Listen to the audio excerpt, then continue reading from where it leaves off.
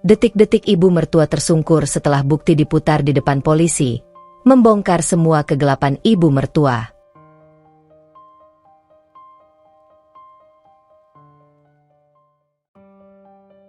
Langit sore itu berwarna pucat, seolah ikut merasakan perasaan Lutfi yang belum pernah benar-benar pulih sejak Doni, suaminya, pergi untuk selamanya. Sudah setahun berlalu, namun dinding rumah masih menyimpan bayang-bayang suaranya, tawa lembutnya, dan nasihat-nasihat yang ia bisikan sebelum tidur. Sore ini Lutfi baru saja selesai mengelap meja ruang tamu. Tangannya berhenti sejenak ketika matanya menatap bingkai foto Doni di sudut ruangan. Lelaki itu tersenyum dalam gambarnya. Senyum hangat yang dulu membuat Lutfi merasa aman, kini menjadi sumber kerinduan yang menghujam tanpa permisi. Ia mengembuskan napas panjang, menahan gelombang air mata yang mencoba naik. "Aku masih di sini, Bang." "Mencoba kuat," gumamnya lirih. Bel rumah tiba-tiba berbunyi. Lutfi tertegun. Jarang ada tamu yang datang tanpa kabar. Dengan langkah perlahan, ia membuka pintu, dan sosok yang sangat dikenalnya berdiri di sana. "Ibu Ani?" Wanita parubaya itu tersenyum terlalu lebar untuk ukuran seseorang yang biasanya angkuh dan hemat ekspresi. "Lutfi sayang, ibu datang menjenguk. Boleh masuk, kan?" Nada suaranya lembut, manis, bahkan hampir manja. Bukan Ibu Ani yang Lutfi kenal selama masa pernikahannya bersama Doni. Ibu Ani biasanya berbicara singkat, tegas, dan kalaupun tersenyum, ada aroma penilaian di baliknya. Tapi kali ini, berbeda. "Silakan, Bu," jawab Lutfi tetap sopan. Di belakangnya, Pak Anggoro, sopir setia keluarga itu selama puluhan tahun, menunduk hormat. Keriput di wajahnya tampak lebih dalam, dan sorot matanya sekilas memperlihatkan sesuatu yang mirip. Ketakutan? Lutfi tak yakin. Ibu Ani melangkah masuk sambil memerhatikan sekeliling rumah seperti sedang menilai suatu tempat asing. Tangannya menyusuri permukaan kursi, lalu pajangan kecil di rak, lalu menatap foto Doni dengan tatapan yang sulit dibaca. "Rumah ini masih sama," katanya. Lutfi hanya tersenyum kecil. "Saya berusaha menjaganya tetap seperti dulu, Bu." Doni suka ketenangan. Ibu Ani tertawa kecil, suara yang terdengar dipaksakan. "Ah, Doni memang anak yang terlalu lembut. Belum tentu kuat menjalani dunia bisnis kalau masih ada." Ia berhenti. "Tapi dia punya kamu. Itu sudah cukup." Lutfi menundukkan kepala. Ucapan itu terasa aneh, ambigu. Namun ia memilih diam, karena setiap percakapan dengan Ibu Ani selalu membuatnya merasa seperti berjalan di atas pecahan kaca. Salah sedikit saja, ia terluka. "Ibu mau minum apa?" tanya Lutfi menawarkan. "Air hangat saja." Tenggorokan ibu agak gatal. Lutfi menuju dapur. Sambil menuangkan air panas, ia dapat mendengar suara langkah Ibu Ani berpindah-pindah di ruang tamu, lebih gelisah dari biasanya. Sesekali terdengar suara seperti benda dijatuhkan, lalu Ibu Ani bergumam lirih. Lutfi mengernyit. Ada apa dengan perempuan itu? Ketika kembali membawakan minuman, Ibu Ani tersenyum lagi, kali ini lebih kaku. "Terima kasih, Nak. Kamu selalu baik." Pak Anggoro berdiri kaku dekat pintu. Keringat tampak di pelipisnya meski ruangan dingin. Sesekali ia melirik ke arah Ibu Ani, lalu ke arah Lutfi, seakan ingin memastikan sesuatu. Setelah meneguk beberapa kali, Ibu Ani berkata, "Sebenarnya ibu hanya ingin memastikan kamu baik-baik saja. Setahun ini pasti berat." "Ya." Lutfi menunduk. "Allah yang menguatkan saya, Bu." Ibu Ani mengangguk, namun tatapannya sama sekali tidak fokus pada Lutfi. Matanya terus bergerak ke sudut-sudut ruangan, ke meja, ke sofa, ke tempat di mana ponselnya sering ia letakkan saat berkunjung dulu. Lutfi memperhatikan dengan seksama. Ada kegelisahan tersembunyi dalam setiap gerakan sang mertua. Setelah beberapa menit berbasa-basi, Ibu Ani bangkit. Ibu harus pergi sekarang. Banyak urusan. Anggoro, ayo. Pak Anggoro tersentak, seolah telah menunggu perintah itu. Ia membuka pintu, namun sempat memandang Lutfi dengan mata berkaca-kaca, sebuah tatapan yang membuat Lutfi merinding tanpa alasan. "Terima kasih sudah mampir, Bu," ucap Lutfi sopan. Ibu Ani tersenyum tipis. "Jaga diri baik-baik, Lutfi. Dunia mungkin lebih kejam dari yang kamu kira." Lutfi kaget dengan kalimat itu, namun tak sempat bertanya. Ibu Ani sudah pergi. Pintu tertutup, meninggalkan kesunyian yang jauh lebih pekat dibandingkan sebelum kedatangannya. 5 menit berlalu. 10 menit. Lutfi menghela napas, berusaha menenangkan diri. Namun aura aneh dari kunjungan itu masih menusuk pikirannya. Ia merapikan bantal sofa, dan di antara lipatan kain, ia melihat sesuatu yang berkilau. Sebuah ponsel mahal, casing emas, layar hitam mengkilap. Ponsel milik Ibu Ani. Ya Allah, Lutfi menutup mulutnya. Ibu meninggalkan ini. Ia mengambilnya dengan hati-hati. Ponsel itu dingin di tangannya, namun jantung Lutfi berdegup tidak karuan. Ia berniat menelepon Pak Anggoro untuk memberitahu, tapi sebelum ia sempat bergerak, ponsel itu berdering. Lutfi terdiam membatu. Layar menyala. Nama kontak itu muncul dalam huruf tebal. Doni. Foto suaminya muncul. Foto yang sama dengan yang ada di ruang tamu. Lutfi terperanjat. Langkahnya melemah. Tangan yang memegang ponsel bergetar hebat. Tidak mungkin. Doni sudah meninggal setahun yang lalu. Deru napas Lutfi terdengar seperti sayatan pisau di keheningan rumah. Ponsel tidak berhenti berdering. Lutfi menelan ludah. Takut namun terdorong oleh rasa penasaran yang begitu besar. Ia membuka pesan yang masuk. Sebuah pesan singkat muncul. Pesan yang membuat tubuh Lutfi terasa seperti kehilangan tulang. "Uang tutup mulut sudah saya terima. Rahasia kecelakaan Doni aman sama saya. Jangan lupa transferan bulan depan." Lutfi terpaku. Kata demi kata menusuk jiwanya. Uang tutup mulut. Rahasia. Transferan. Tangannya gemetar tak terkendali. Pandangannya kabur oleh air mata yang tumpah tanpa ia sadari. Lutfi memegang dadanya, merasakan sesak yang luar biasa, seolah dunia runtuh tepat di atas kepalanya. Tidak, tidak mungkin. Doni kecelakaan. Bukan, pembunuhan. Tidak. Ia ingin meyakinkan dirinya sendiri, namun pesan itu terlalu jelas, terlalu telanjang untuk disangkal. Tiba-tiba, ponsel meminta pola kunci. Lutfi menatap layar kosong itu dalam kebingungan. Namun entah dorongan apa yang muncul, jarinya bergerak membentuk sebuah pola. Pola yang dulu Doni ajarkan ketika mereka bermain-main dengan ponsel ibunya. Pola itu terhubung. Ponsel terbuka. Lutfi menutup mulutnya, menahan suara histeris yang hampir keluar. Air matanya jatuh tanpa jeda. Pikirannya berputar cepat, namun tubuhnya terasa beku. Dengan tangan gemetar, ia membuka riwayat chat bernama Doni. Pesan-pesan lama muncul. Bukan pesan dari almarhum Doni pada ibunya, tapi pesan dari seseorang yang menggunakan nama itu sebagai ancaman. Nama yang sengaja dipilih agar menimbulkan teror. Ponsel kembali bergetar. Pesan baru masuk. Ingat, saya punya rekaman aslinya. Jangan coba-coba berhenti bayar. Lutfi terisak. Lututnya melemah hingga ia terduduk di lantai. Ruangan berputar. Nafasnya tersengal. Tidak ada suara lain selain detak jantungnya yang kacau. Seluruh tubuhnya terasa dingin, seakan darahnya berhenti mengalir. Di ujung rasa paniknya, Satu kenyataan perlahan muncul. Ibu Ani menyembunyikan sesuatu. Rahasia besar tentang kematian Doni.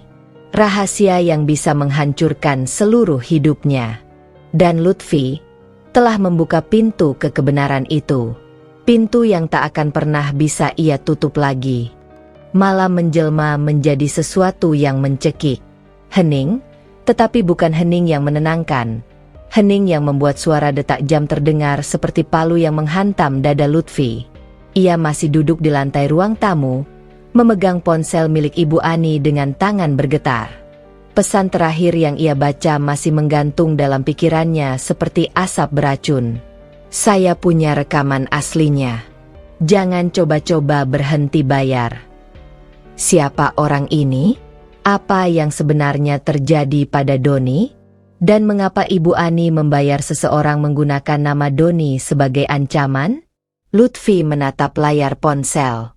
Air matanya sudah mengering, tetapi hatinya seperti berdenyut luka. Ada dorongan dalam dirinya, dorongan yang biasanya tidak ada.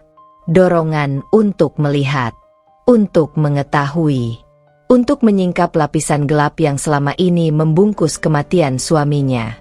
Dengan napas berat, ia membuka kembali pesan-pesan lain yang sebelumnya ia lihat sepintas di chat. Chat itu dipenuhi percakapan singkat, formal, namun penuh tekanan. Saya sudah lakukan sesuai perintah.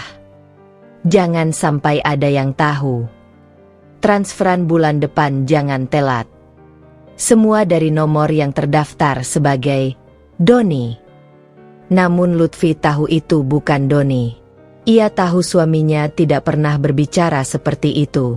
Doni benci manipulasi, benci ancaman, benci korupsi. Dan chat itu seperti racun yang merusak ingatan manis tentang sosok yang ia cintai. Lutfi menutup mata. Ya Allah, apa yang sedang terjadi?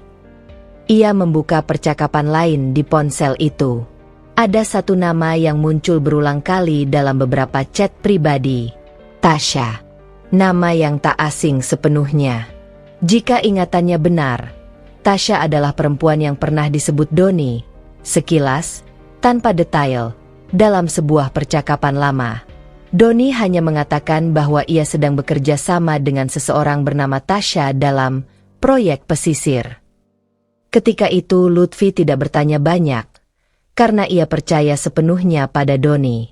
Dan kini, nama itu muncul dalam ponsel mertua yang menyimpan rahasia kelam. Dengan jantung berdegup keras, Lutfi membuka chat tersebut. Percakapan itu jauh lebih panjang dari chat dengan Doni.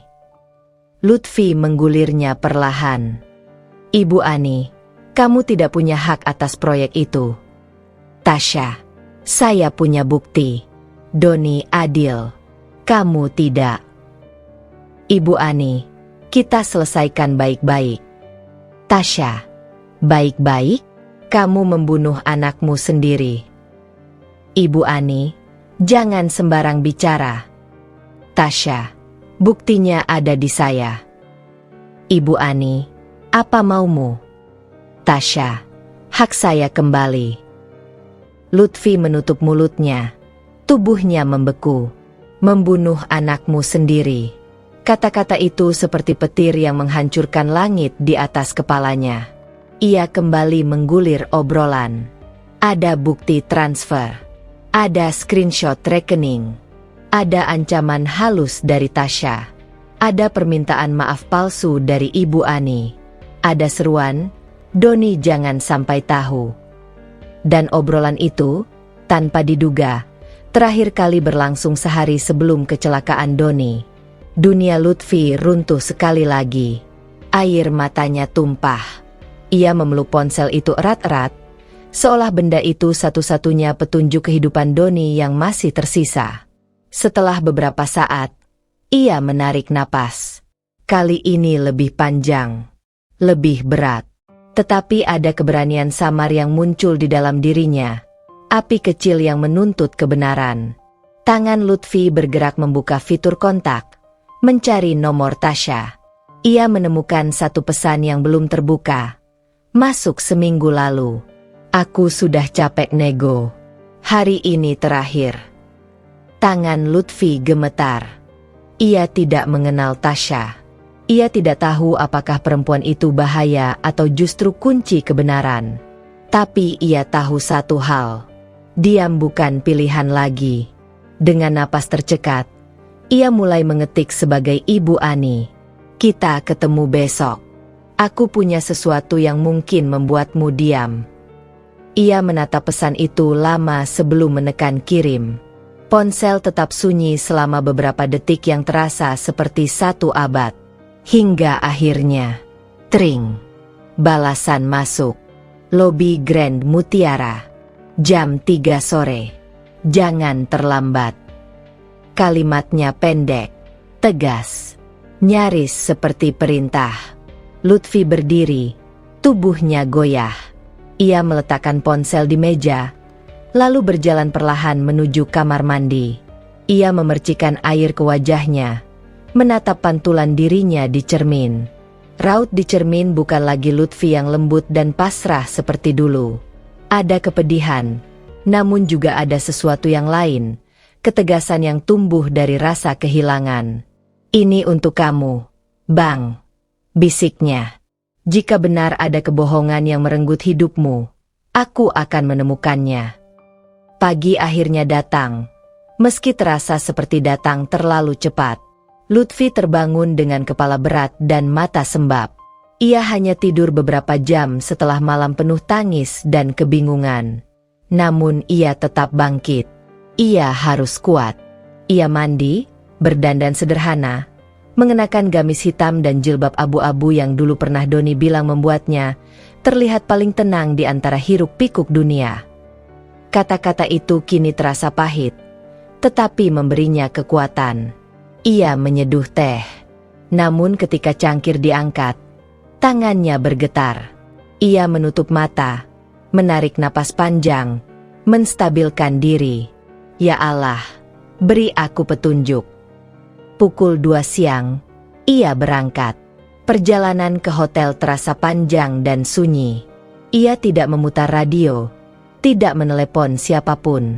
Ia hanya fokus pada pikiran-pikirannya yang bergolak seperti badai. Bagaimana jika Tasya tahu ini bukan Ibu Ani? Bagaimana jika ia berbahaya? Bagaimana jika semua ini jebakan? Keraguan itu bergantian menerkamnya. Namun tekad dalam dirinya memaksa untuk terus melangkah. Pukul 2.58 ia tiba. Hotel Grand Mutiara menjulang anggun dengan pintu kaca besar. Lutfi berhenti sejenak sebelum masuk.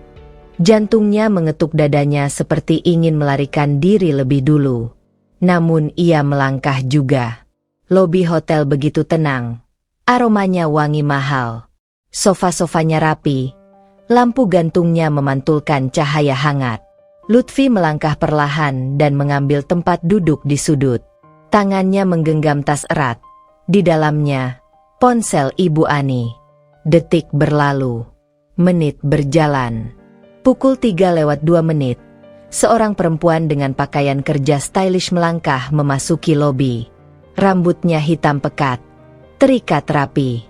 Wajahnya cantik, tetapi sorot matanya dingin dan tajam.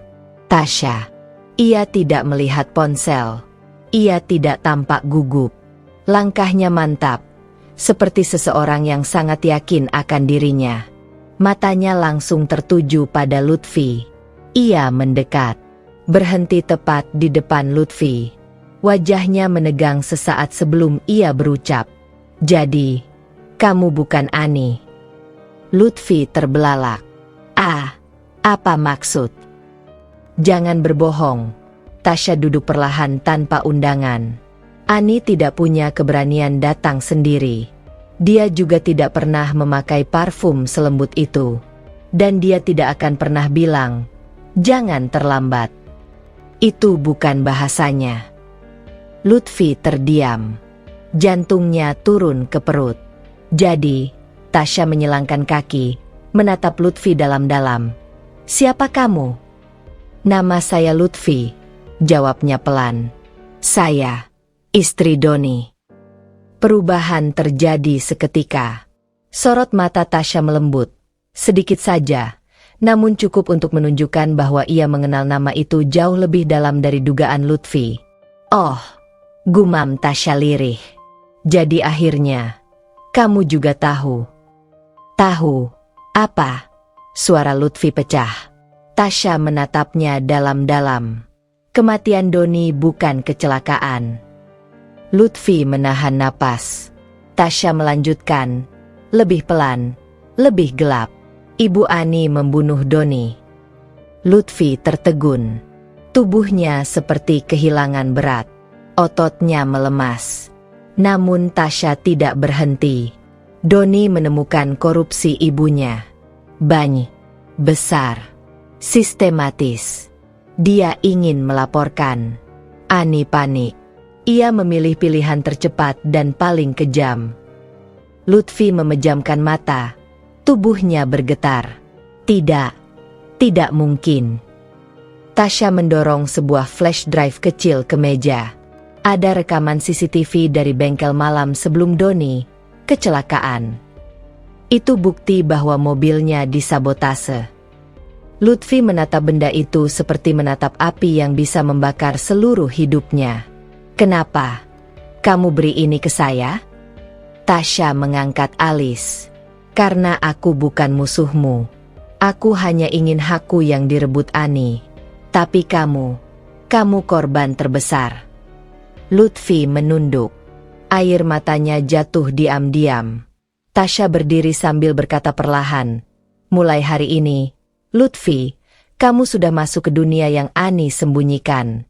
Dan dunia itu tidak akan melepaskanmu dengan mudah.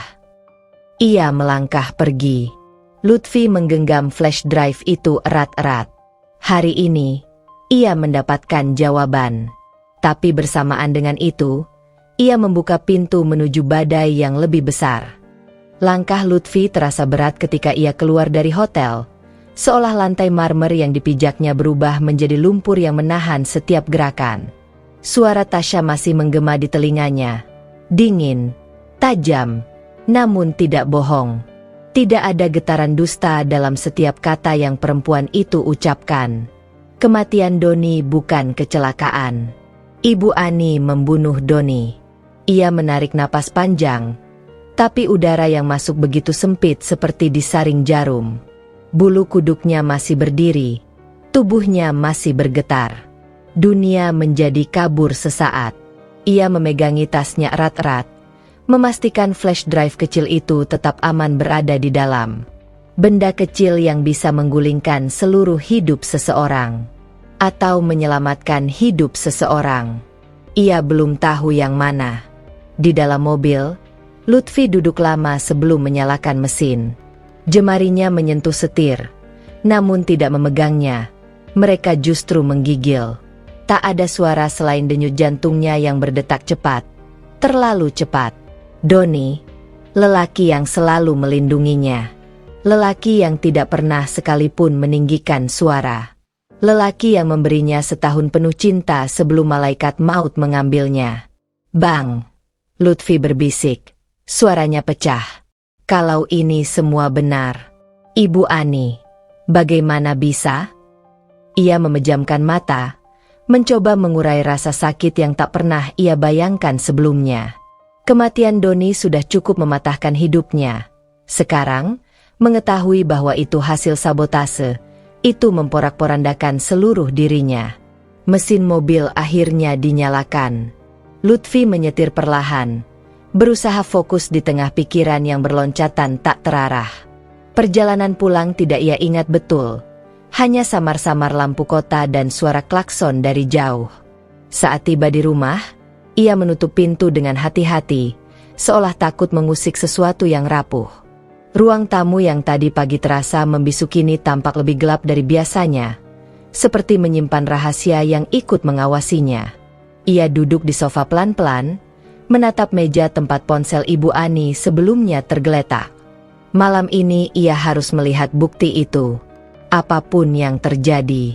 Dengan tangan yang bergetar, ia melepas flash drive dari tasnya. Benda itu kecil, ringan, tetapi efek keberadaannya terasa seperti menahan beban bertonton. Ia menuju kamar kerja kecil Doni, tempat laptop suaminya masih tersimpan rapi. Sebelum menyalakan laptop, ia mengusap permukaannya. Debu tipis menempel di ujung jari. Bang, bimbing aku. Laptop menyala. Layar birunya memantul di mata Lutfi seperti cahaya dari dunia lain. Setelah masuk ke desktop, ia memasukkan flash drive itu ke port USB. Folder otomatis muncul. CCTV_bengkel. Lutfi mengkliknya. Ada 3 file video. Ia membuka yang pertama. Rekaman berkualitas standar. Menunjukkan halaman bengkel yang diterangi lampu kuning redup. Waktu dan tanggal di pojok kanan atas. Pukul 22.14 satu malam sebelum kecelakaan Doni. Di dalam rekaman, terlihat mobil Doni, warna hitam mengkilap, digarapkan di tengah area servis. 2 montir tampak bekerja di bagian bawah. Namun gerakan mereka gugup, sering saling menatap, seolah melakukan sesuatu yang tidak seharusnya. Kemudian sosok lain muncul dari sisi kiri layar. Lutfi menahan napas. Pak Anggoro. Pak Anggoro berjalan masuk dengan langkah yang berat namun mantap. Ia membawa sesuatu di tangannya. Tampak seperti amplop tebal. Montir-montir itu langsung berhenti bekerja begitu melihatnya. Anggoro menyerahkan amplop itu. Montir membuka sedikit. Matanya melebar. Terkejut, takut, atau keduanya. Anggoro menunjuk ke arah mobil. Bicara dengan nada tegas. Suaranya tidak terdengar. Tapi gerakan tubuhnya menunjukkan perintah yang tidak bisa ditawar. Montir itu mengangguk dengan wajah pucat. Lutfi menutup mulutnya. Dadanya terasa diremas. Ia mempercepat video. Montir tampak membuka panel rem mobil. Mereka bekerja cepat, tapi ketakutan terlihat jelas. Seolah mereka sadar bahwa apapun yang mereka lakukan akan menelan nyawa seseorang. Air mata Lutfi tumpah. Ia memeluk dirinya sendiri, merasakan kesakitan merambat seperti duri yang menusuk seluruh tubuh. File pertama selesai. Dengan tangan menggigil, ia membuka file kedua. Video kedua lebih dekat, memperlihatkan rekaman dari dalam bengkel. Montir tampak mengganti komponen penting pada sistem rem, lalu memasang komponen lain yang terlihat aus dan cacat. Anggoro berdiri di sudut, memandang mereka seperti penjaga penjara yang mengawasi narapidana. Tak ada keraguan dalam sorot matanya. Tidak ada penyesalan. Ya Allah, Lutfi terseduh. Bagaimana bisa? Ia tidak mampu berhenti melihat meski hatinya terasa seperti dirobek. Setelah file kedua selesai, ia membuka file ketiga. Video terakhir hanya beberapa menit. Menunjukkan Anggoro menerima telepon dari seseorang. Wajahnya terlihat tegang, namun ia mengangguk beberapa kali. Lutfi memperbesar tampilan video. Walau tanpa suara, bibir Anggoro jelas membentuk sebuah kalimat. Sudah, Bu. Besok pagi semuanya siap. Belum sempat Lutfi menutup video, bel rumah berbunyi. Ding. Waktu seolah berhenti. Lutfi menegang, merasakan hawa dingin menjalari punggungnya. Bel berbunyi sekali lagi. Ding. Tidak mungkin. Tidak mungkin Ibu Ani datang malam-malam begini.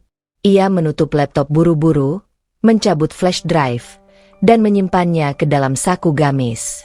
Lutfi berjalan ke depan. Setiap langkah terasa seperti menjejak lantai yang akan runtuh. Ketika membuka pintu, ia hampir menjatuhkan diri. Ibu Ani berdiri di depannya. Wajahnya kusut, matanya liar penuh panik. Nafasnya terengah seolah baru berlari. Lutfi. Suaranya pecah. Ibu, ponsel ibu. Kamu ada lihat? Ibu lupa tadi. Lutfi terpaku. Di belakang Ibu Ani, Pak Anggoro berdiri kaku, wajahnya pucat pasi. Hatinya berdegup cepat, namun ia berusaha menjaga ekspresi netral. Ponsel? Saya tidak lihat, Bu. Mungkin ibu jatuhkannya di mobil. Ibu Ani langsung menerobos masuk tanpa menunggu izin. Ia menyapu sofa dengan tangan gemetar, membalik bantal, memeriksa kolong. Di sini. Pasti di sini tadi. Ibu yakin. Katanya setengah teriak. Lutfi mengambil langkah kecil mundur. Takut tatapannya menyalakan kecurigaan. Saya benar-benar tidak melihatnya. Bu. Ulangnya. Saya tadi langsung ke dapur setelah ibu pulang. Ibu Ani menoleh dengan tajam. Mata mereka bertemu. Tatapan itu tajam, menembus, mencurigai. Seakan Ibu Ani bisa melihat ketakutan Lutfi hanya dari getaran tubuhnya. Pak Anggoro memandang lantai, tidak berani mengangkat kepala sedikit pun. Setelah hampir 5 menit mencari, Ibu Ani berhenti. Ia berdiri tegap, menatap Lutfi lama sekali. Sangat aneh. Suaranya dingin. Sangat aneh. Lutfi menelan ludah. Apa maksud ibu? Ibu Ani tersenyum kecil. Senyum yang tidak pernah membuat siapapun merasa nyaman. Tidak apa-apa. Ibu cari besok lagi. Tanpa pamit, ia berjalan keluar. Pak Anggoro membungkuk sedikit sebelum mengikuti. Pintu menutup. Lutfi jatuh terduduk. Nafasnya memburu. Kakinya gemetar parah. Ia mengintip ke arah sofa. Ponsel Ibu Ani masih disembunyikannya di celah sempit di balik bantal paling besar. Untung ia sempat menariknya kembali sebelum membuka pintu. Ia menutup wajah dengan kedua telapak tangan. Suara jantungnya mengalahkan sunyi ruangan. Dan seolah malam belum cukup kejam. Ketika ia kembali ke kamar kerja Doni untuk memastikan laptop sudah mati, layar laptop tiba-tiba menyala. Ada email draft yang terbuka. Email yang sebelumnya tidak ada. Email yang membuat seluruh tubuh Lutfi membeku. Dia mulai curiga. Habisi dia. Buat terlihat seperti perampokan. Alamat penerima: Pak Anggoro. Penulis: Ibu Ani. Lutfi mundur. Tubuhnya terhuyung. Ini bukan lagi tentang Doni. Ini tentang dirinya. Ibu Ani sedang merencanakan membunuhnya. Lutfi menutup laptop dengan cepat, meraih ponsel, dan berlari keluar rumah. Udara malam menusuk wajahnya ketika ia berlari tanpa arah. Dalam kepanikan yang seolah menelan seluruh dunia, ia hanya mampu melakukan satu hal: menghubungi Tasya. Tolong. Suaranya pecah. Saya dalam bahaya. Tasya tidak bertanya banyak, hanya berkata, "Di mana kamu? Saya jemput." Beberapa menit kemudian, mobil Tasya berhenti di depan gang. Lutfi masuk dengan napas tersengal, mata merah, tubuh gemetar. Tasya menatapnya sekilas, lalu menutup pintu. "Mulai sekarang," katanya dengan suara tenang namun keras, "kamu tidak pulang dulu. Kamu ikut aku." Mobil melaju, meninggalkan rumah yang kini bukan lagi tempat aman bagi Lutfi. Hari yang dimulai dengan kebohongan, diakhiri dengan ancaman nyawa. Dan perjalanan menuju kebenaran baru saja memasuki babak yang jauh lebih gelap. Mobil melaju menembus dinginnya malam Jakarta. Lampu-lampu kota berpendar di kaca jendela, memantulkan bayangan Lutfi yang pucat dan gemetar. Ia duduk di kursi penumpang, memeluk tasnya seakan itu satu-satunya pelindung yang tersisa di dunia yang kini terasa haus memburunya. Tasya melirik sekilas.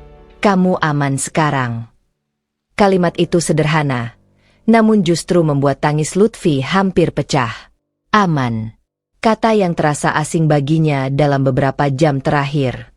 Ia berusaha menenangkan diri, menarik napas panjang. "Ibu Ani, dia mau membunuh saya." Suaranya bergetar. "Iya," balas Tasya tanpa drama.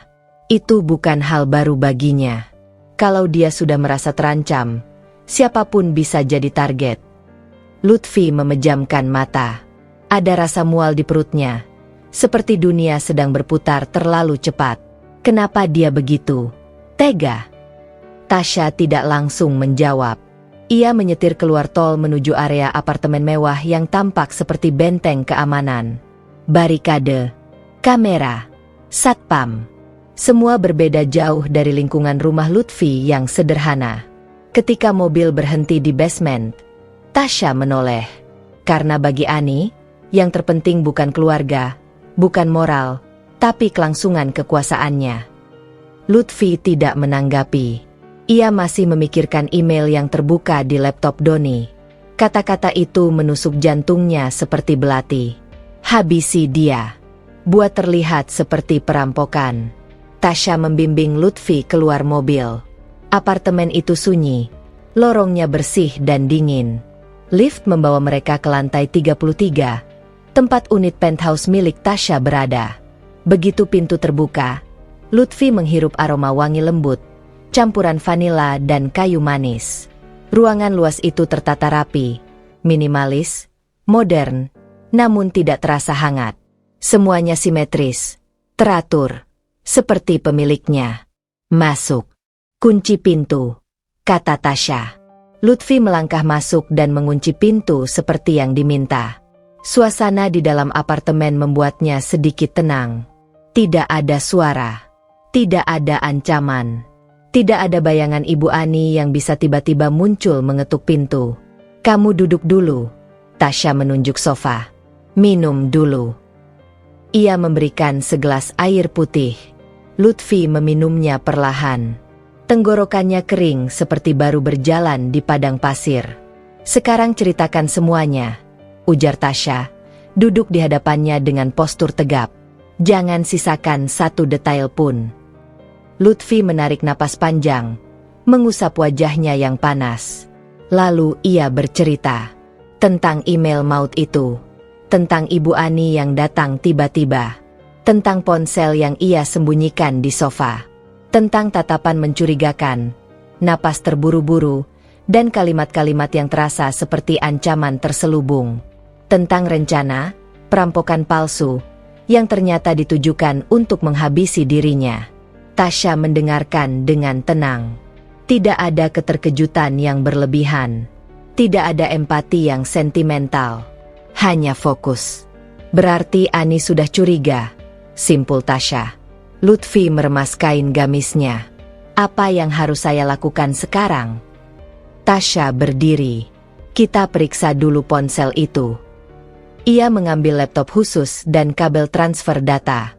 Biar aku klone semua isinya. Kita harus tahu sejauh apa dosa Ani sebenarnya. Lutfi menyerahkan ponsel itu. Tangannya gemetar ketika perangkat itu lepas dari genggamannya. Proses cloning memakan waktu hampir setengah jam. Lutfi duduk sambil memeluk lutut, sementara Tasya mengetuk-ngetukkan jarinya di meja, menunggu proses selesai. Ketika layar laptop berbunyi bing, Tasya bersandar mendekat. Selesai. Ia membuka folder-folder hasil cloning. Lutfi merasa napasnya tercekat. Ada folder berisi foto-foto rekening bank. Folder lain berisi dokumen manajemen perusahaan keluarga Doni. Dokumen yang seharusnya tidak dipegang Ibu Ani seorang diri. Ada catatan pengeluaran gelap. Angka besar. Transfer rutin ke rekening bayangan. Dan yang membuat Lutfi merasa ingin muntah adalah nama Doni muncul beberapa kali, bukan sebagai pelaku, tetapi sebagai seseorang yang mengetahui. Tasya mengklik file berikutnya. Sebuah catatan digital. Judul folder, Buku Harian Ani. Lutfi menggigil. Tasya membuka file pertama. Isi catatan itu membuat darah Lutfi berhenti mengalir. Doni semakin curiga. Dia bertanya soal audit. Tidak boleh dibiarkan lewat. Kalau dia buka mulut, semuanya runtuh. File kedua. Aku sudah peringatkan Anggoro. Dia harus memastikan semuanya selesai. File ketiga. Lutfi harus dijaga jaraknya. Perempuan itu terlalu cerdas untuk ukurannya. Lutfi menutup mulutnya, menahan isakan. Terlalu cerdas untuk ukurannya. Kalimat itu menusuk lebih dalam daripada penghinaan biasa. Seolah Ibu Ani melihatnya bukan sebagai menantu, bukan istri Doni, tetapi ancaman hidup. Tasya menatap Lutfi dengan sorot mata yang berbeda. Ada empati yang tidak ia tunjukkan di hotel tadi. Ani sudah merencanakan ini sejak lama. Kamu, Doni, semua hanya pion baginya. Lutfi menggeleng. Tapi Doni adalah anaknya. Menurutmu orang seperti Ani peduli pada ikatan darah? Tasya menyela. Doni satu-satunya yang tidak bisa ia kendalikan sepenuhnya. Dia jujur. Dan orang jujur adalah musuh paling berbahaya untuk orang licik. Lutfi menunduk. Bahunya bergetar. Masih ada satu hal lagi, kata Tasya. Sesuatu yang Doni tinggalkan untuk kamu. Tasya membuka folder lain yang bernama surat_wasiat_Doni_asli. Lutfi merasa seluruh tubuhnya luruh. Tasya membuka file itu. Dan kalimat pertama langsung menghancurkan pertahanan emosi Lutfi yang tersisa. Jika surat ini kau temukan, berarti kebenaran akhirnya mencapaimu. Lutfi, aku percaya padamu. Selalu. Air mata Lutfi jatuh tanpa bisa ditahan. Doni. Suaranya pecah. Tasya melanjutkan membaca. Surat itu tertulis dengan kalimat-kalimat penuh cinta, kepercayaan, dan kecemasan tentang masa depan perusahaan yang diwariskan ayahnya. Isinya jelas. 70% saham perusahaan untuk Lutfi. Bukan untuk Ibu Ani. Bukan untuk keluarga lain, melainkan untuk istrinya.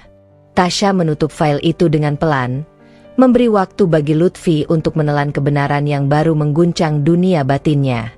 Lutfi, ujar Tasya lembut, ini alasan sebenarnya kenapa Ani ingin kamu mati. Lutfi menatap Tasya dengan mata membengkak. Dia membunuh Doni, lalu ingin membunuh saya juga, hanya karena saham. Tasya menggeleng. Bukan hanya saham, kekuasaan, kendali, reputasi. Semua itu lebih berharga bagi Ani daripada anak kandungnya sendiri. Sunyi mengisi ruangan. Sunyi yang tidak hampa, melainkan penuh emosi yang hampir meledak. Setelah beberapa menit, Tasya berdiri. Sekarang kita harus balas. Bukan untuk dendam, tapi untuk keadilan. Lutfi mengangkat wajahnya. Ada air mata. Ada ketakutan. Tapi ada sesuatu yang baru juga. Sinar kecil yang menyala di balik luka. Apa yang harus saya lakukan? Tasya tersenyum tipis. Bukan senyum ramah, melainkan senyum seseorang yang sudah memenangi banyak perang dalam hidupnya. Kita buat jebakan. Ia mengambil ponsel Ibu Ani, membuka pesan dengan nama Anggoro, dan mulai mengetik. Datang ke gudang Cikarang malam ini. Bawa rekaman aslinya. Kita selesai malam ini. Tasya menoleh pada Lutfi. Ini bahasa Ani. Anggoro akan percaya. Lutfi mengangguk pelan, meski hatinya berdebar hebat. Kita juga akan menyalakan GPS ponsel Ani sebentar agar dia bisa melacaknya. Dia pasti datang. Dia akan panik. Lutfi menelan ludah. Dan kita merekam semuanya. Benar. Tasya mulai mengambil kamera, mikrofon, dan peralatan kecil lainnya. Kita buat Ani mengaku dengan mulutnya sendiri. Lutfi berdiri perlahan. Kakinya goyah, tetapi tekadnya semakin kuat. Ia menatap jendela apartemen yang menghadap kota.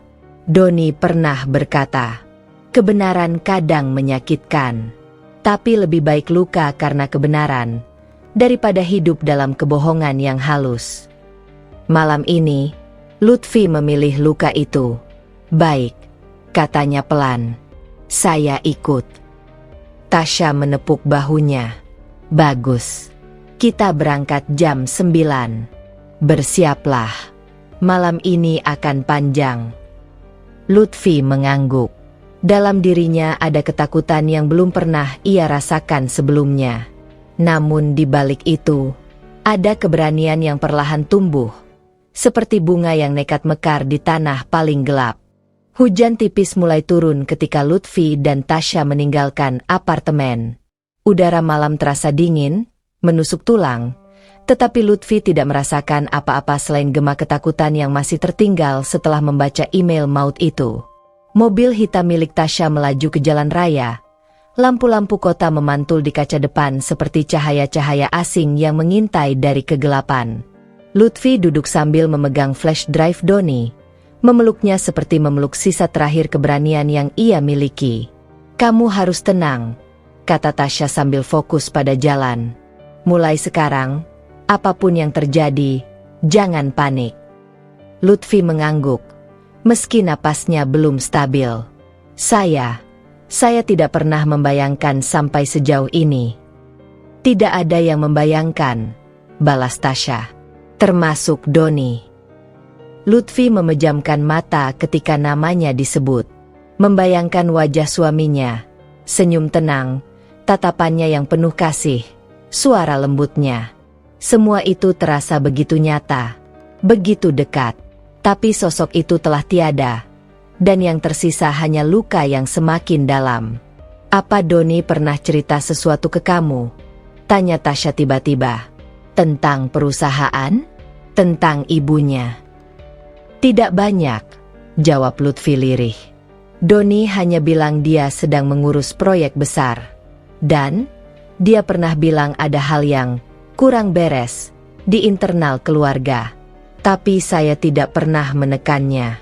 Saya pikir itu urusan bisnis." "Doni takut kamu ikut terseret," Tasya berkata pelan. "Dia terlalu baik untuk lingkaran Ani." Lutfi menunduk. "Doni tidak pantas mati dengan cara begitu." Tasya meliriknya sekilas. "Kita akan pastikan dia mendapatkan keadilan." Kalimat itu sederhana, tapi Lutfi merasakan sesuatu menghangat di dalam dadanya. Bukan kenyamanan, bukan ketenangan, tapi tekad. Hujan di luar berubah menjadi deras.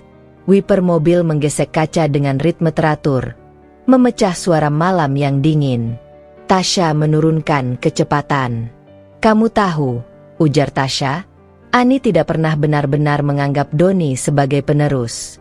Dia hanya ingin perusahaan tetap di bawah kendalinya. Doni terlalu mandiri, terlalu bersih." "Doni tidak pernah cerita apapun tentang korupsi itu," suara Lutfi parau. "Dia mungkin menunggu waktu," Tasya menoleh. "Atau menunggu momen ketika kamu siap."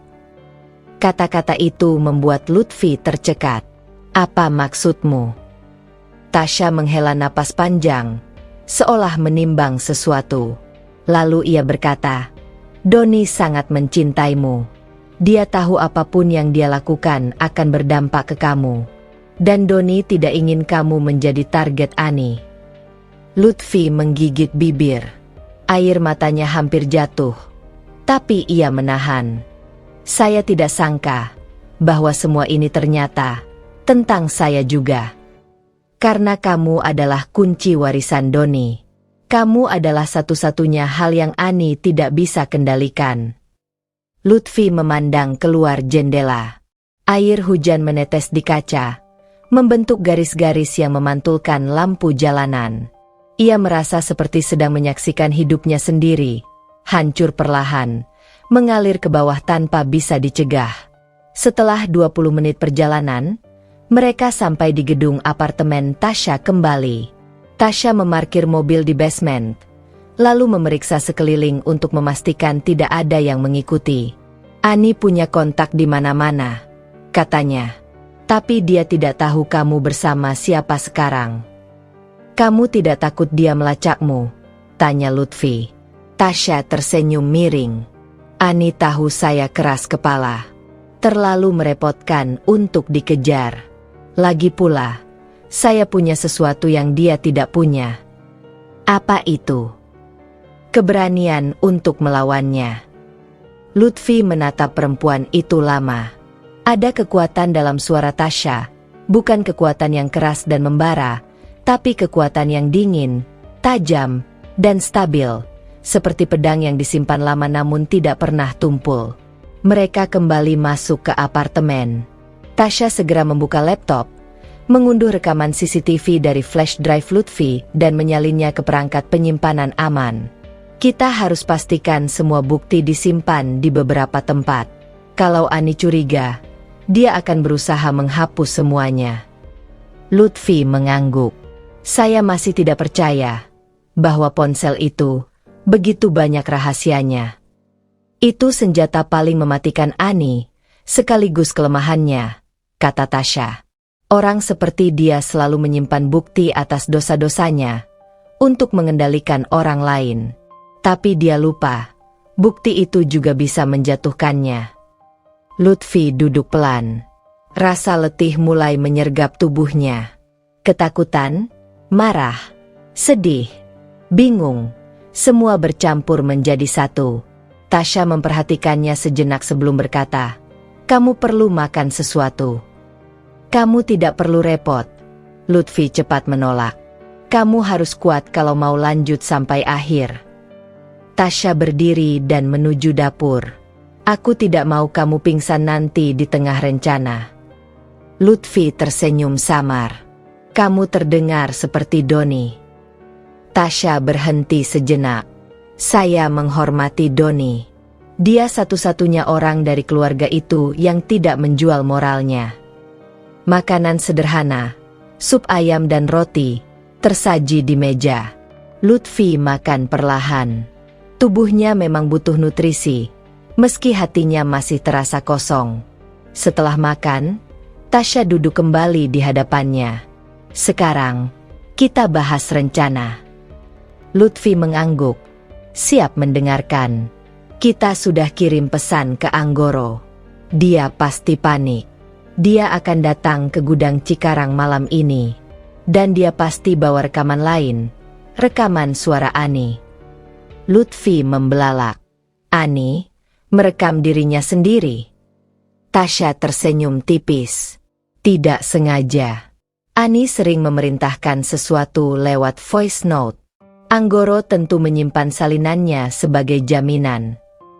Dan Ani akan datang ke sana juga." Lutfi bertanya. "Pasti," jawab Tasya. "Karena ponselnya kita nyalakan GPS-nya sebentar. Dia akan tahu ada aktivitas mencurigakan. Dan Ani tidak pernah membiarkan siapapun mengkhianatinya." Lutfi meremas tangannya. "Kalau dia melihat saya di sana, dia bisa saja menyerang." Tasya mencondongkan tubuh sedikit. "Tenang. Gue pasang orang-orang keamanan pribadi. 2 orang yang gue percaya. Mereka tidak akan membiarkan apapun terjadi pada kamu." "Terima kasih." Suara Lutfi pelan, hampir tidak terdengar. Tasya menatapnya lama. "Lutfi, dengar baik-baik. Kamu bukan korban lagi mulai malam ini. Kamu saksi kunci. Dan kamu adalah istri sah Doni yang lebih berhak atas kebenaran ini daripada siapapun." Lutfi menunduk. Ada sesuatu yang berubah dalam dirinya. Ia tidak lagi hanya merasa takut. Ada rasa marah yang kini tumbuh. "Baik, saya ikut," katanya mantap. Tasya tersenyum untuk pertama kalinya. Senyum yang tidak dingin, tetapi lebih seperti persetujuan. "Bagus." Pukul 9 malam, mereka sudah di parkiran basement lagi.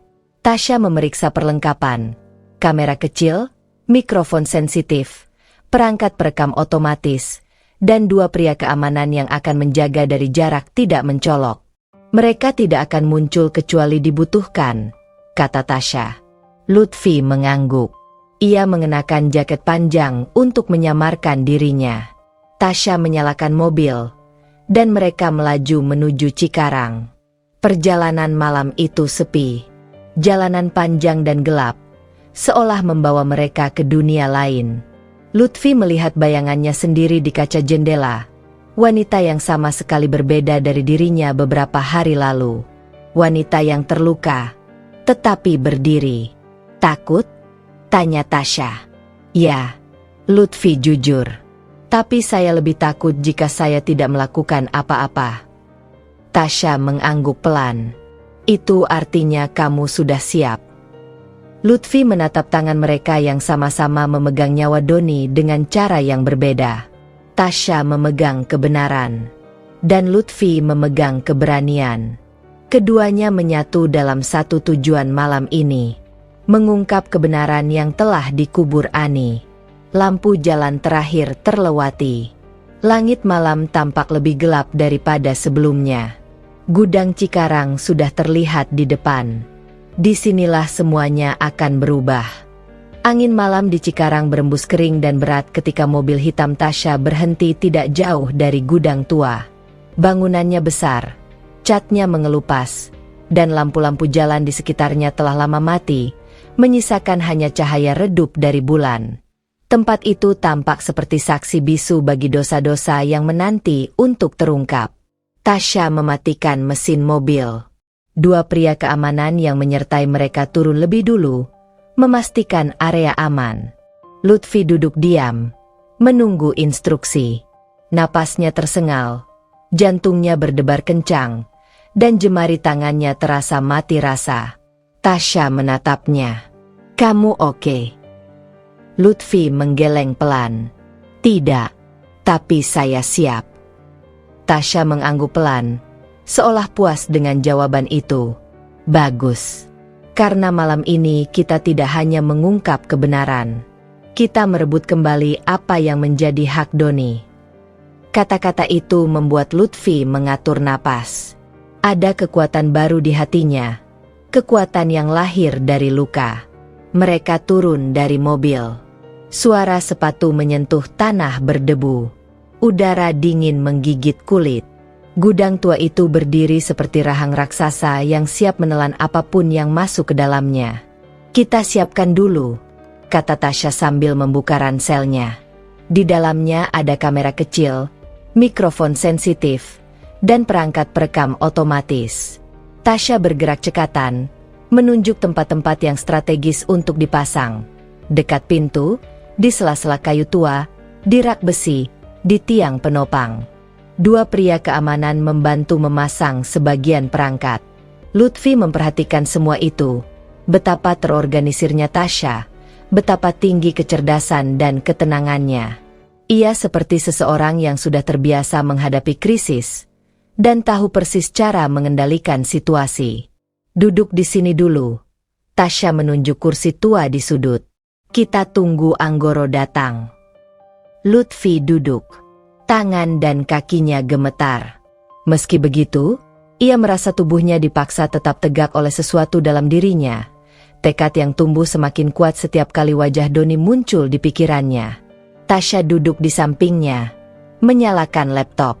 Sambil menunggu, kita lihat hasil cloning ponsel Ani yang belum kita buka waktu itu. Lutfi menelan ludah.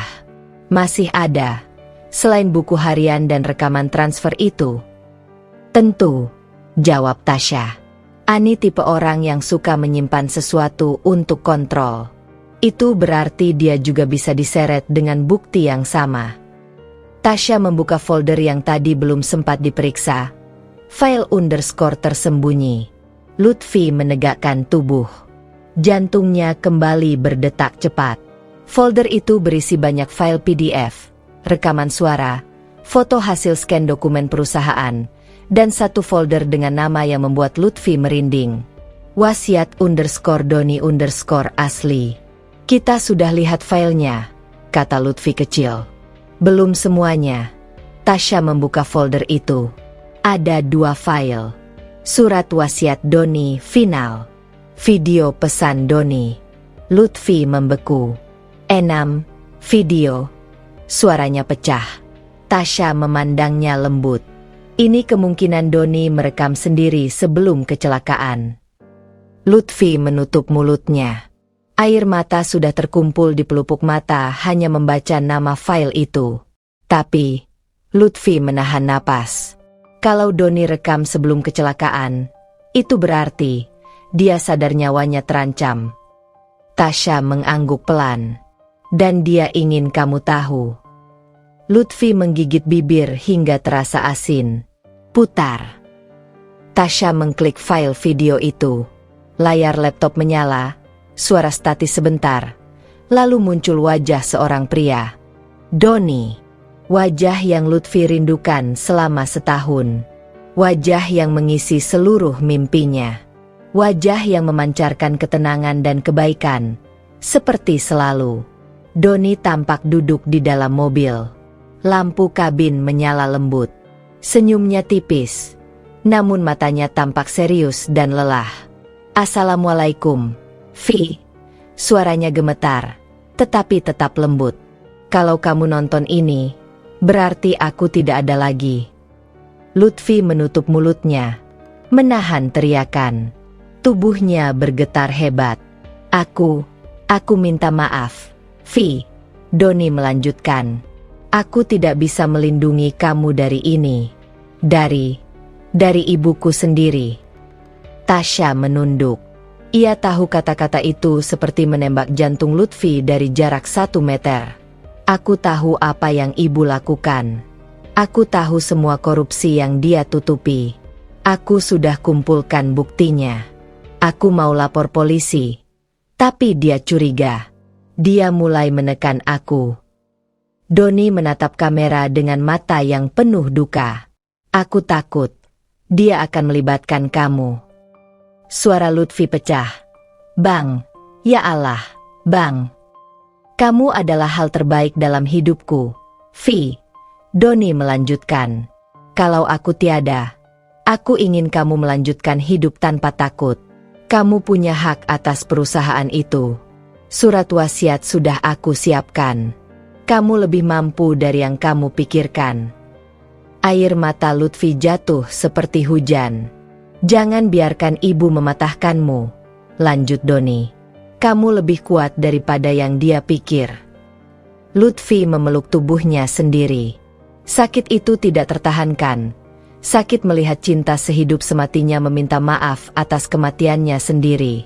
Aku mencintaimu, Vi. Sampai akhir. Video berhenti. Sunyi kembali merayap masuk ke setiap sudut gudang. Lutfi menunduk lama. Tangisnya tidak bersuara tapi tubuhnya berguncang hebat. Tasya membiarkan beberapa menit berlalu tanpa menyela. Setelah Lutfi sedikit tenang, Tasya berkata dengan suara pelan namun teguh. Ini alasan utama. Ini motif. Ini bukti bahwa rencana Ani bukan kecelakaan. Dan ini alasan kamu tidak boleh mundur lagi. Lutfi mengusap air matanya. Saya tidak akan mundur. Suara itu bergetar, tapi penuh tekad. Tasya menatapnya lama, lalu mengangguk puas. Kita kirim pesan ke Anggoro, katanya. Kembali fokus. Kita mainkan peran seolah kamu adalah Ani. Tasya mengetik cepat dari ponsel Ani. Datang sekarang. Bawa rekaman asli. Kita selesaikan malam ini. Lalu ia menekan kirim. Tidak butuh waktu lama sebelum tanda pesan dibaca muncul. Tidak lama kemudian, Anggoro membalas. Baik, Bu. Saya siap. Lutfi menggigil. Dia pasti takut. Ani sangat mengendalikan dia. Bukan hanya takut, Tasya berkata. Dia terjebak. Dan orang terjebak biasanya mudah bicara. Tasya mematikan layar ponsel lalu menoleh pada Lutfi. Sekarang kita butuh Ani di sini. Ia menyalakan GPS ponsel selama 3 detik. Lalu mematikannya. Cukup. Ani pasti lihat lokasi gerakannya. Dia akan panik. Lutfi meneguk ludah. Dan dia akan datang. Benar, kata Tasya. Dan begitu dia datang, semua akan terekam. Keduanya berdiri. 2 pria keamanan memberi isyarat bahwa area sudah siap. Angin malam bertiup masuk melewati celah pintu gudang ketika Tasya membuka tirai logam untuk udara. Debu berterbangan, dan suara jauh dari jalan raya terdengar samar-samar. Tasya memeriksa jam. Anggoro tiba dalam 10 menit. Lutfi memegang dadanya. Napasnya tersengal. Tapi tekadnya tidak goyah. "Kamu siap?" tanya Tasya. Lutfi mengangguk. Tasya memandangnya lama, lalu berkata, "Lutfi, setelah malam ini, hidupmu tidak akan sama lagi. Tapi percayalah, kebenaran selalu lebih ringan daripada kebohongan." Lutfi mengusap wajahnya, menatap gudang gelap itu seperti menatap gerbang ke masa depan yang ia tidak tahu bentuknya. "Untuk Doni," bisiknya. Tasya tersenyum tipis. "Untuk Doni." Lampu sebuah mobil perlahan mendekat dari kejauhan. Siluet Pak Anggoro tampak turun dari mobil dengan langkah gemetar. Waktu untuk kebenaran akhirnya tiba. Suara pintu mobil tertutup membuat udara di sekitar gudang tiba-tiba terasa lebih berat. Lutfi menegang, seluruh tubuhnya merespon secara naluriah seperti korban yang melihat bayangan pelaku untuk pertama kalinya. Dari balik pintu gudang yang sedikit terbuka, ia melihat siluet Pak Anggoro melangkah perlahan, kepalanya tertunduk, bahunya turun, seakan memikul beban bertahun-tahun. Tasya memberi isyarat halus agar Lutfi tetap di balik rak besi, jauh dari pandangan langsung. Dua pria keamanan berdiri di posisi yang tidak mencolok, siap bergerak jika apapun terjadi. Ketika Anggoro masuk, langkahnya goyah. Ia menoleh kanan kiri, napasnya berat dan tersengal seperti seseorang yang baru saja berlari dari ketakutan. Tangannya menggenggam sebuah flash drive kecil, warnanya hitam kusam. "Bu Ani?" Suaranya gemetar, hampir seperti bisikan. Tasya melangkah lebih dulu, menyembunyikan Lutfi dari pandangan. "Bu Ani belum datang," katanya dingin. "Letakkan sesuatu yang kamu bawa." Anggoro tersentak mengenali suara yang bukan milik Ani. Ia memutar tubuhnya dengan panik, dan ketika melihat sosok Tasya, matanya melebar. Bu Tasya?" "Loh, tapi saya kira..." "Ya," Tasya memotong cepat. "Kamu kira Ani yang memanggil, dan dia akan datang. Tapi sebelum itu..." Tasya melipat tangan di dada. "Kamu harus bicara." Pak Anggoro mundur satu langkah. Saya tidak berani. Saya hanya disuruh datang." "Sangat disuruh." Tasya menyipitkan mata. Atau panik dan terdesak karena tahu rahasia itu akan segera terbongkar. Tubuh Pak Anggoro bergetar. Lutfi, dari balik rak, bisa melihat wajah pria setengah baya itu berkerut penuh ketakutan dan penyesalan. "Aku tahu, Pak Anggoro," kata Tasya pelan, namun nadanya seperti pisau. "Kamu tahu siapa aku. Kamu tahu apa yang Doni percayakan pada aku. Dan kamu juga tahu, Doni mati bukan kecelakaan." Pak Anggoro memejamkan mata. Air mata menetes sebelum ia sempat menghapusnya. Tangannya yang memegang flash drive gemetar semakin keras. "Bu Tasya, saya mohon, jangan paksa saya." Lutfi tak tahan lagi. Ia melangkah keluar dari persembunyian. Pak Anggoro langsung membeku, seakan melihat hantu. Bu Lutfi." Suaranya pecah. "Astagfirullah. Bu Lutfi, kenapa ibu di sini?" Lutfi tidak menjawab. Ia hanya berdiri. Tubuh rampingnya tampak begitu kuat meski wajahnya pucat. Ketika mata mereka bertemu, kesunyian di gudang seakan berubah menjadi ruang pengakuan. Angin malam yang masuk dari sela-sela pintu membawa suara logam berderit dan bau karat yang menyengat. "Pak Anggoro," Lutfi akhirnya berkata. Suaranya lembut namun penuh luka. "Tolong, katakan yang sebenarnya." Pria itu menegang. Wajahnya berubah, bukan lagi ketakutan semata, tapi juga rasa bersalah yang menelan diri. Ia menunduk, menutup wajah dengan kedua tangannya. "Bu Lutfi, saya tidak sanggup." Tasya melangkah maju. "Anggoro." Suaranya seperti cambuk. "Doni percaya padamu.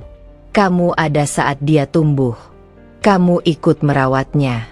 Dia memanggilmu Paman sejak kecil.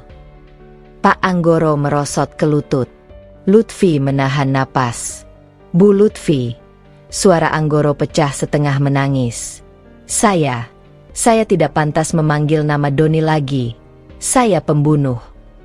Lutfi menahan diri agar tidak jatuh ke lantai. Tasya memberi isyarat agar ia tetap berdiri. Ini adalah momen penting. Ayo bicara, Pak. Lutfi mendekat. Tolong, saya butuh tahu apa yang terjadi pada Doni. Pak Anggoro menangis seperti anak kecil. Tubuhnya berguncang hebat. Bu, saya dipaksa. Suaranya terputus-putus. Bu Ani, dia tahu semua kelemahan saya. Dia ancam keluarga saya. Tasya menatapnya tajam. Ancaman macam apa? Dia bilang, kalau saya tidak patuh, anak saya, cucu saya, mereka akan hilang masa depannya. Anggoro terisak. Saya takut. Bu, saya takut sekali. Lutfi berlutut perlahan, sejajar dengannya. Tolong, Pak. Doni layak mendapat kebenaran. Saya juga. Anggoro mengangkat wajahnya. Matanya merah dan bengkak. Doni anak yang baik. Sangat baik. Saya yang mengantar dia di hari terakhirnya.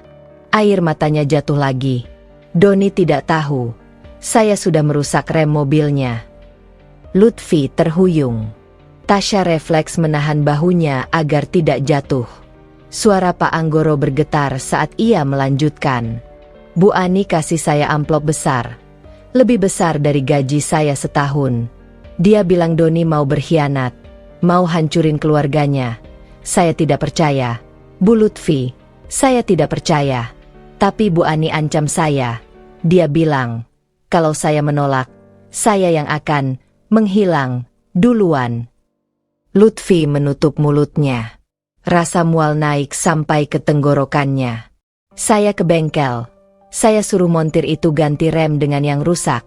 Saya bahkan bantu mereka. Suaranya pecah. Saya pikir mungkin Tuhan akan selamatkan Doni. Saya berharap.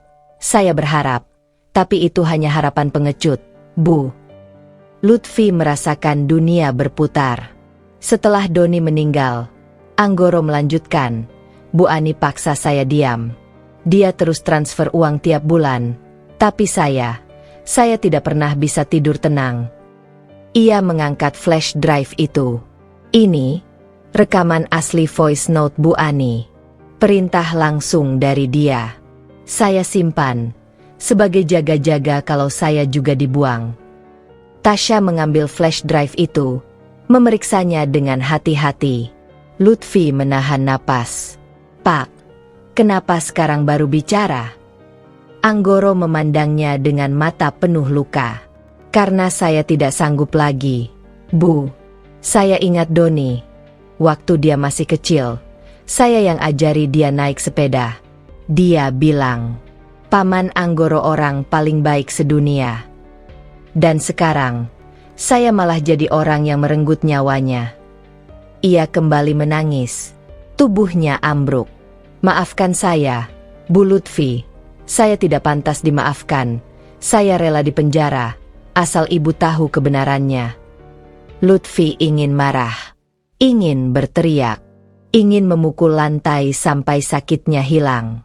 Tapi ketika ia melihat pria tua itu menangis, ia tidak melihat seorang monster. Ia melihat seseorang yang terjebak, dimakan ketakutan, diikat oleh ancaman. Penjahatnya bukan Anggoro. Penjahatnya adalah Ani.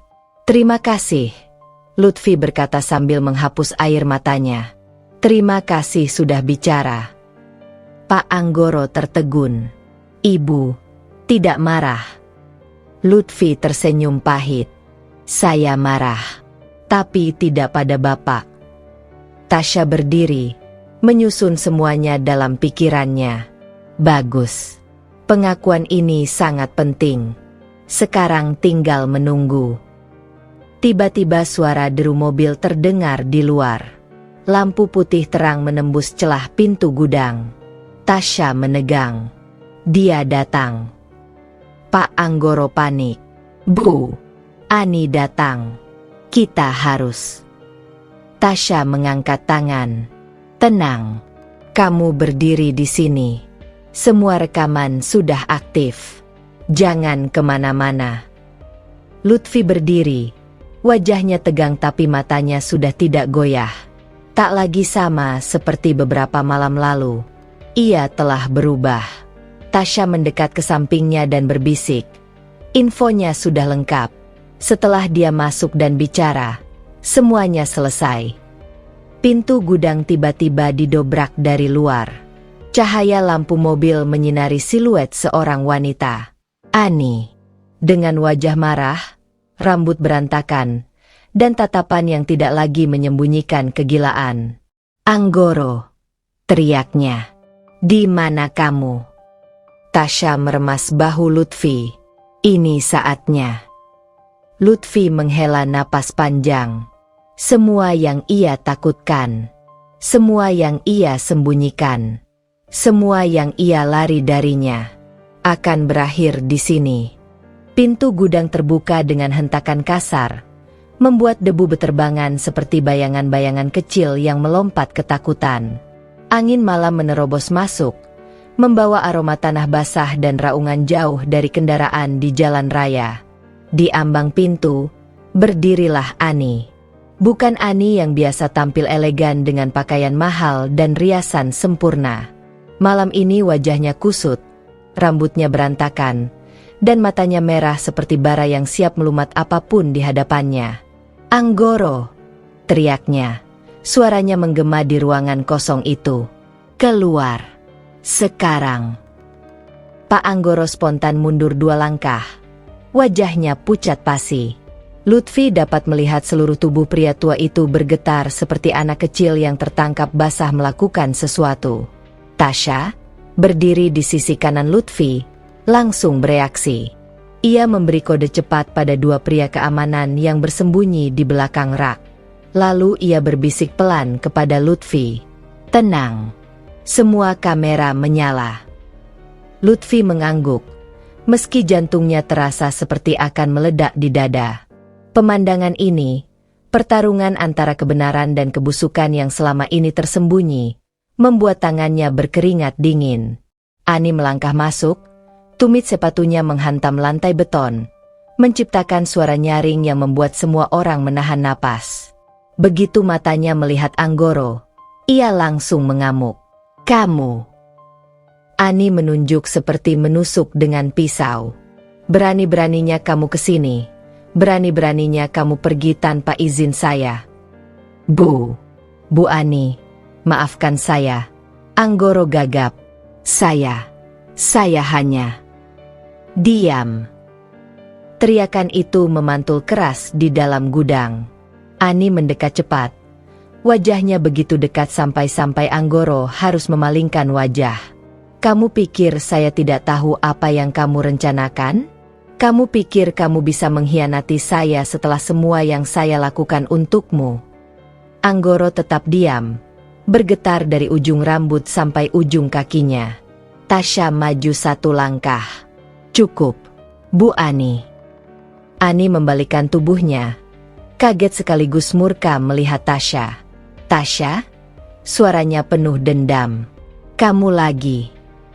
Perempuan tidak tahu diri. Kamu pikir kamu bisa bermain-main dengan saya lagi? Tasya tersenyum kecil. Tenang. Saya tidak bermain. Ini semua catatan utang karma yang Anda buat sendiri. Ani mendengus, lalu menatap Lutfi. Detik itu seluruh suasana berubah. Lutut Lutfi hampir goyah saat pandangan Ani menancap ke arahnya. Mata itu, mata seorang ibu yang menatap menantu. Namun bukan dengan kasih, bukan dengan peduli, tetapi dengan sesuatu yang lebih gelap. Kau. Ani mendesis. Jadi, kaulah otaknya. Lutfi membeku. Saya hanya ingin kebenaran. kebenaran. Ani menertawakan kalimat itu dengan suara kejam. Kebenaran apa? Kau hanya menantu yang tidak tahu diri. Doni membuat kesalahan besar saat memilihmu. Kau hanya membawa sial. Tasya segera maju untuk melindungi Lutfi, tetapi Lutfi mengangkat tangan, menghentikannya. Tubuh Lutfi bergetar, namun langkahnya maju sedikit. Kematian Doni bukan kecelakaan. Suara Lutfi pelan, tapi tegas. Dan saya tahu ibu terlibat. Ani terdiam. Lalu, perlahan, senyum tipis melengkung di bibirnya. Senyum yang membuat udara di sekitar mereka terasa membeku. Kamu pikir saya akan menolak tuduhan itu? Ani mendekat perlahan. Kamu pikir saya malu? Senyum itu melebar. Senyum orang yang telah kehilangan kewarasan. Iya, Lutfi. Doni kecelakaan karena saya. Dia ingin menghancurkan keluarga ini. Dan saya tidak akan membiarkan anak ingusan sepertinya meruntuhkan nama besar yang dibangun ayahnya. Lutfi tersentak. Pak Anggoro menatap Ani dengan horor.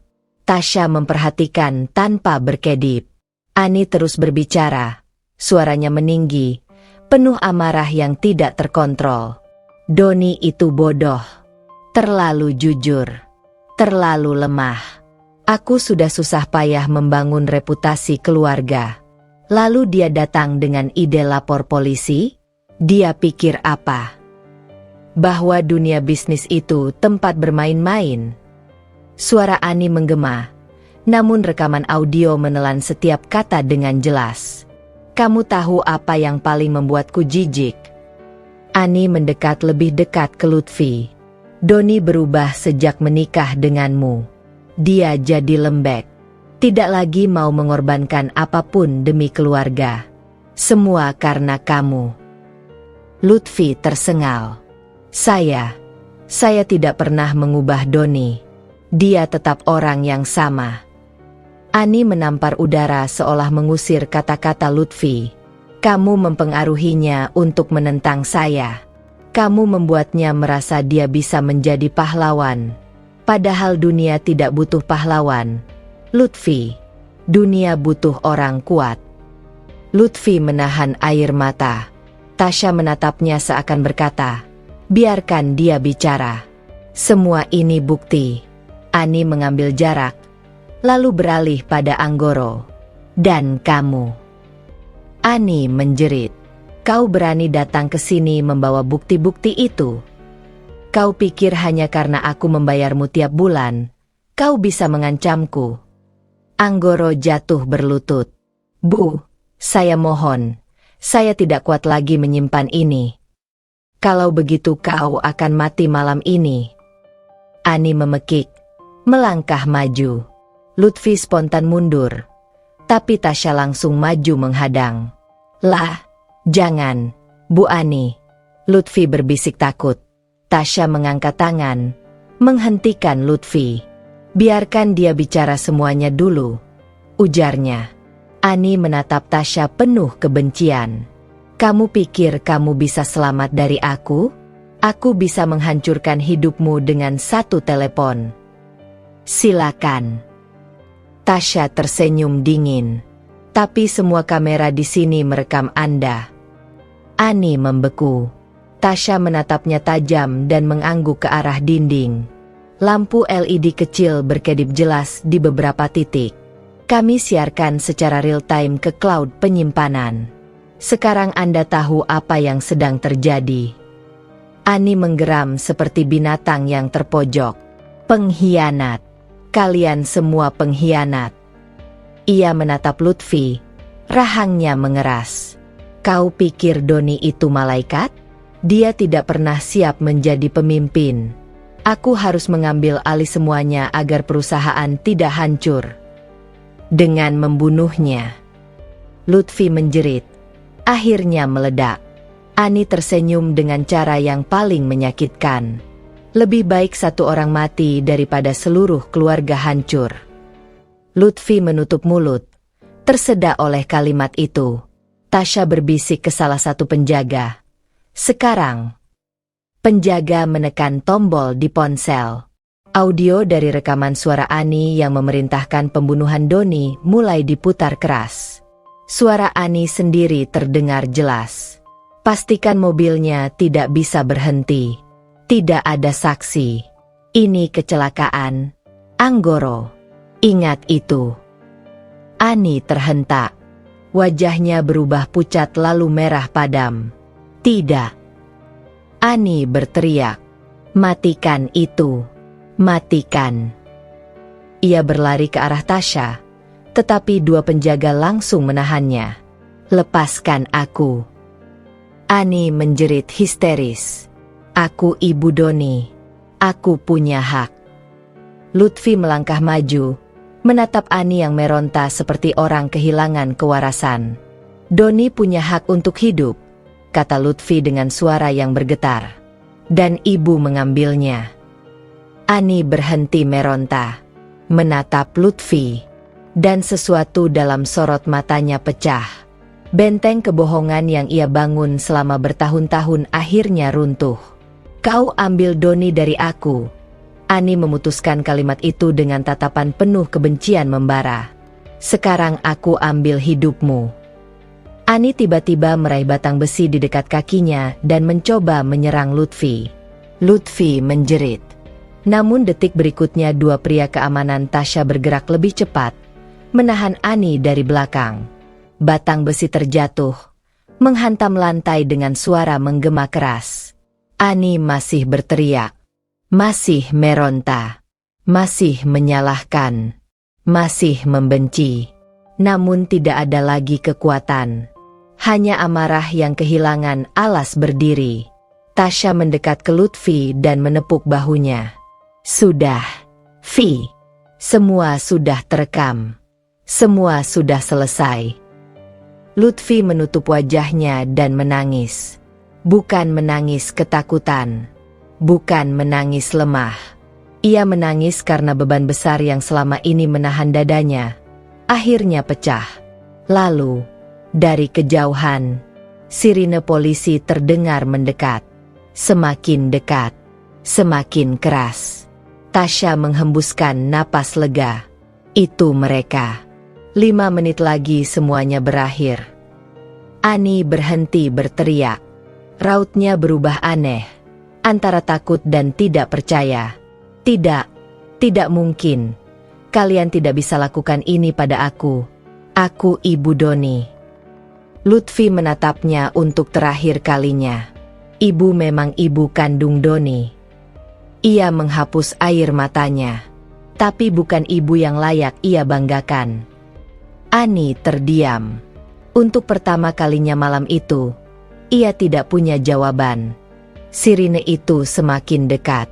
Awalnya hanya gema samar dari kejauhan, seperti bisikan yang ditarik oleh angin malam. Namun dalam hitungan detik, gemanya berubah menjadi raungan yang kuat, menembus dinding gudang tua dan membuat setiap orang di dalamnya menegang.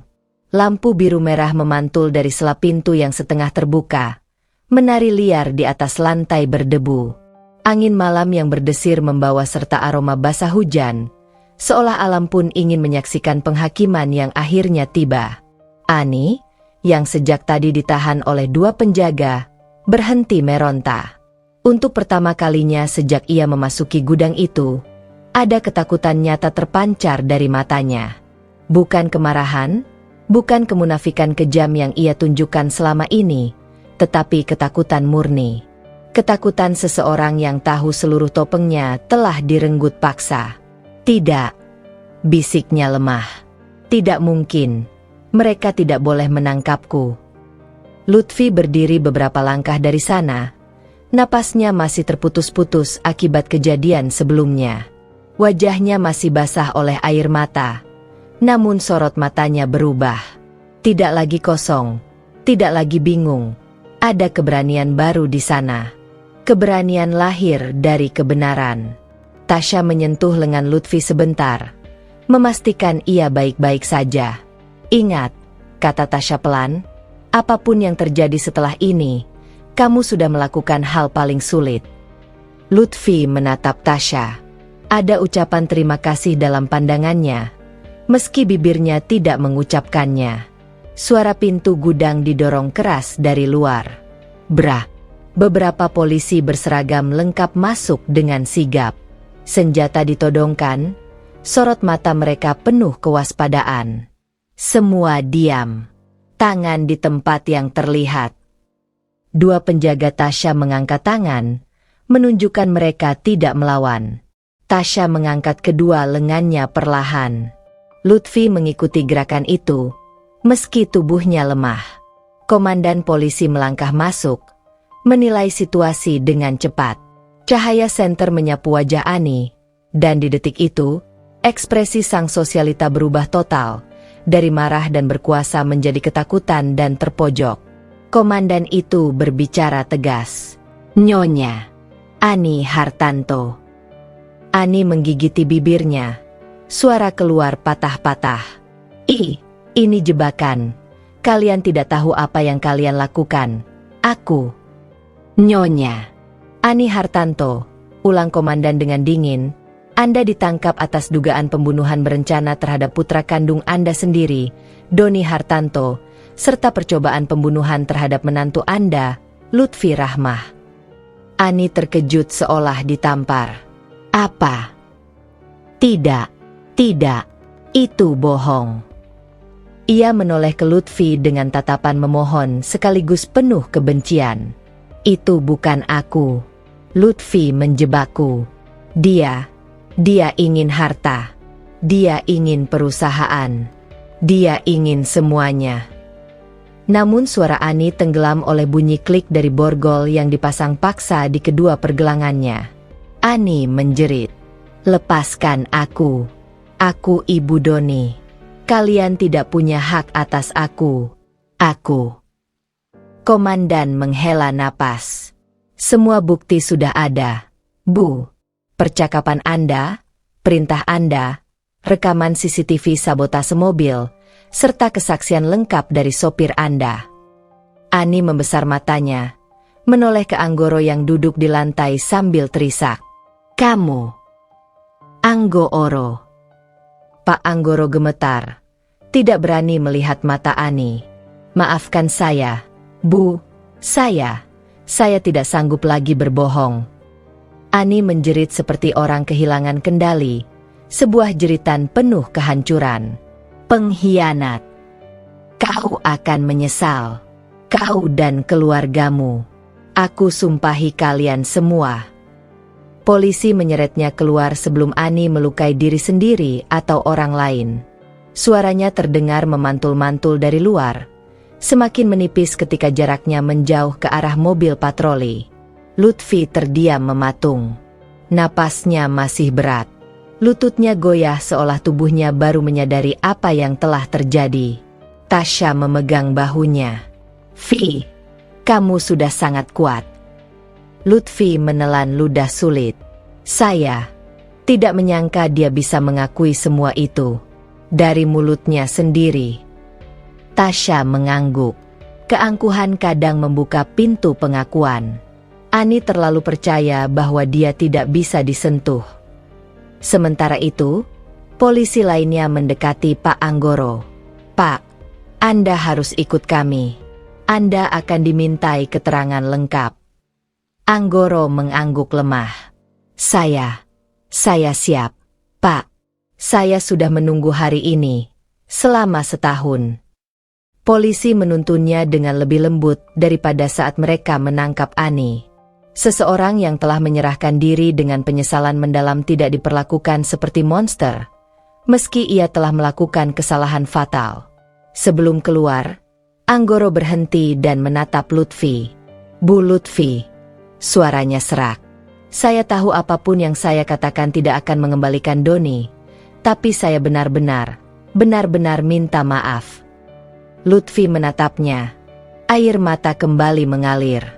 Tapi kali ini bukan air mata kepedihan. Ada sesuatu yang lain, sejenis pelepasan. "Saya tidak bisa memaafkan Bapak sepenuhnya," kata Lutfi jujur. "Tapi saya mengerti. Ketakutan bisa mendorong orang melakukan hal yang tidak terpikirkan. Anggoro menunduk, menerima kalimat itu seperti menerima beban yang ia layak tanggung. Polisi membawanya pergi. Gudang kembali sunyi. Suara mobil patroli menjauh. Sirinenya redup seperti gema dari mimpi buruk yang akhirnya berakhir. Tasya menghela napas panjang, lalu duduk di kursi tua. Akhirnya, selesai. Lutfi berdiri di tengah ruangan, menatap kosong. Selesai, ya. Tasya menatapnya, memahami bahwa kata itu punya makna berbeda bagi Lutfi. Untuk Tasya, selesai berarti misi tuntas. Untuk Lutfi, selesai berarti babak paling kelam hidupnya berakhir, tetapi meninggalkan luka yang masih panjang untuk disembuhkan. Kamu mau duduk? Ajak Tasya lembut. Lutfi perlahan duduk, kedua tangannya menutupi wajah. Lalu suara tangis kecil pecah, bukan histeris, tetapi seperti air yang akhirnya menemukan celah keluar setelah ditahan terlalu lama. Tasya tidak memeluknya. Ia hanya duduk di dekatnya, jarak yang pas, kehadiran yang tidak mengganggu. Itu yang Lutfi butuhkan. Setelah beberapa menit, Lutfi berkata pelan, "Bang Doni, akhirnya dapat keadilan." Tasya menatap bayangan Lutfi yang goyah. "Doni pasti bangga padamu." "Saya takut." Lutfi menahan isak. "Tadi saya sangat takut, sampai saya tidak bisa bernapas. Tapi saya tetap berdiri." "Kenapa?" Tasya menatapnya dengan sorot mata yang jarang ia tunjukkan. "Empati." "Karena cinta," jawab Tasya. "Rasa takut kalah oleh cinta. Cinta kepada Doni. Cinta kepada kebenaran." Lutfi memejamkan mata. Kata-kata itu meresap ke dalamnya seperti air yang menyiram tanah kering. Gudang itu kini terasa tidak lagi menyeramkan. Tidak lagi seperti tempat pembunuhan atau konspirasi. Gudang itu menjadi saksi pembongkaran kebenaran, saksi keberanian, saksi air mata. Setelah semuanya, Tasya berdiri. "Ayo, Vi, kita pulang. Malam ini sudah cukup panjang." Lutfi bangkit dengan kaki lemah. Saat melangkah keluar gudang dan merasakan angin malam yang bebas menerpa wajahnya, ia merasa seperti baru keluar dari penjara gelap. Malam itu dingin, tapi hatinya, untuk pertama kali dalam 1 tahun, mulai terasa hangat. Walau perlahan, ia menatap langit saat memasuki mobil Tasya. Awan bergerak pelan, menyingkap sebidang kecil langit malam yang jernih. "Bang," bisiknya, "keadilan untukmu sudah dimulai." Mobil melaju pergi meninggalkan gudang itu, membawa Lutfi ke awal hidup barunya. 6 minggu setelah malam penangkapan itu, ruang sidang Pengadilan Negeri Jakarta Selatan dipenuhi kerumunan wartawan, pengacara, dan keluarga korban. Kasus pembunuhan berencana seorang ibu terhadap anak kandungnya sendiri mengguncang publik, membuat sidang ini menjadi sorotan nasional. Lampu kamera menyala tanpa henti. Mikrofon menjorok ke depan, berebut menangkap suara dari siapapun yang keluar atau masuk. Di tengah semua itu, Lutfi berjalan perlahan menuju ruang sidang. Ia mengenakan gamis hitam sederhana dan jilbab abu-abu. Wajahnya pucat, namun matanya tajam. Bukan mata korban putus asa, tetapi saksi yang telah siap menghadapi kenyataan. Tasya berjalan di sampingnya, sebagai pendamping sekaligus saksi kunci kedua. Tasya mengenakan blazer hitam, penampilannya profesional dan tegas. "Siap?" tanyanya pelan. Lutfi menarik napas panjang. "Insya Allah." Pintu ruang sidang terbuka, dan semua mata langsung mengarah pada mereka. Lutfi merasakan gelombang bisikan, lampu blitz, dan tatapan penasaran yang tajam. Namun ia terus melangkah. Di deretan depan, seorang pria tua dengan seragam tahanan duduk, Pak Anggoro. Wajahnya tampak jauh lebih tua dibanding beberapa minggu lalu. Ia menunduk dalam, tidak berani menatap siapapun, terutama Lutfi. Dan di sisi paling kanan, dengan tangan diborgol dan dijaga ketat, duduk Ani. Rambutnya kusut, wajahnya kehilangan kilau sosialita yang dulu selalu ia banggakan. Mata itu masih memiliki api amarah, namun kini diselimuti ketakutan dan kehancuran. Saat Lutfi masuk, Ani langsung menatapnya. Namun tatapan itu tidak lagi setajam dulu, tidak lagi setinggi dulu. Tatapan itu kini hancur. Sidang dimulai dengan pembacaan dakwaan oleh jaksa. Dengan suara tegas, jaksa membacakan bahwa terdakwa Ani Hartanto secara sadar telah memerintahkan sopir pribadinya, Anggoro, untuk melakukan sabotase pada rem mobil milik anak kandungnya, Doni Hartanto, yang mengakibatkan kematian korban. Bahwa terdakwa juga terbukti berencana menghilangkan nyawa menantunya, Lutfi Rahmah, melalui skenario perampokan palsu. Setiap kata terdengar seperti palu berat yang jatuh menghantam dada Lutfi. Ani menatap lurus ke depan. Bibirnya terkatup rapat, namun tangannya mengepal. Kuku-kukunya sampai hampir melukai kulitnya sendiri. Jaksa melanjutkan bahwa bukti-bukti berupa rekaman CCTV, rekaman suara terdakwa, catatan keuangan ilegal, dan wasiat asli almarhum Doni Hartanto telah mendukung dakwaan. Bisikan pecah di seluruh ruangan. Lutfi merasakan napasnya berat. Tasya menepuk lembut punggung tangannya. Giliran saksi pertama, Pak Anggoro. Polisi membawa dia ke kursi saksi. Ia duduk dengan tubuh gemetar. Suara yang keluar serak dan penuh rasa bersalah. Ya, saya menerima perintah dari Bu Ani. Dia bilang, Doni akan menghancurkan keluarga. Dia memaksa, mengancam, saya tidak berani menolak. Hakim menatapnya tajam. Saudara, apakah saudara sadar bahwa tindakan saudara menyebabkan kematian seseorang?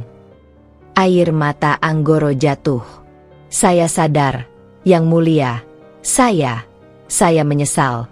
Saya siap menerima hukuman. Jaksa memutar rekaman perintah suara Ani melalui pengeras audio. Seluruh ruang sidang menjadi sunyi. Suara Ani terdengar jelas. Pastikan mobil itu tidak bisa berhenti. Tidak boleh ada saksi. Ini kecelakaan. Anggoro, ingat itu. Ani membeku. Bahkan ia tampak lupa cara bernapas. Lutfi menutup wajahnya sebentar, merasakan perih luar biasa di dadanya. Tasya memegang pundaknya, memastikan ia tetap kuat. Setelah pengakuan Anggoro, hakim memanggil saksi utama kedua. Saudari Lutfi Rahmah, silakan maju. Ruangan kembali bergemuruh. Lutfi berjalan ke kursi saksi. Langkahnya pelan namun mantap. Ia mengangkat tangan bersumpah untuk mengatakan yang sebenarnya. Hakim memulai. Saudari Lutfi, tolong ceritakan apa yang saudari ketahui tentang kasus ini. Lutfi menarik napas dalam. Kemudian suaranya, pelan namun jelas, mengisi ruangan. Saya, selama setahun mengira Doni meninggal karena kecelakaan.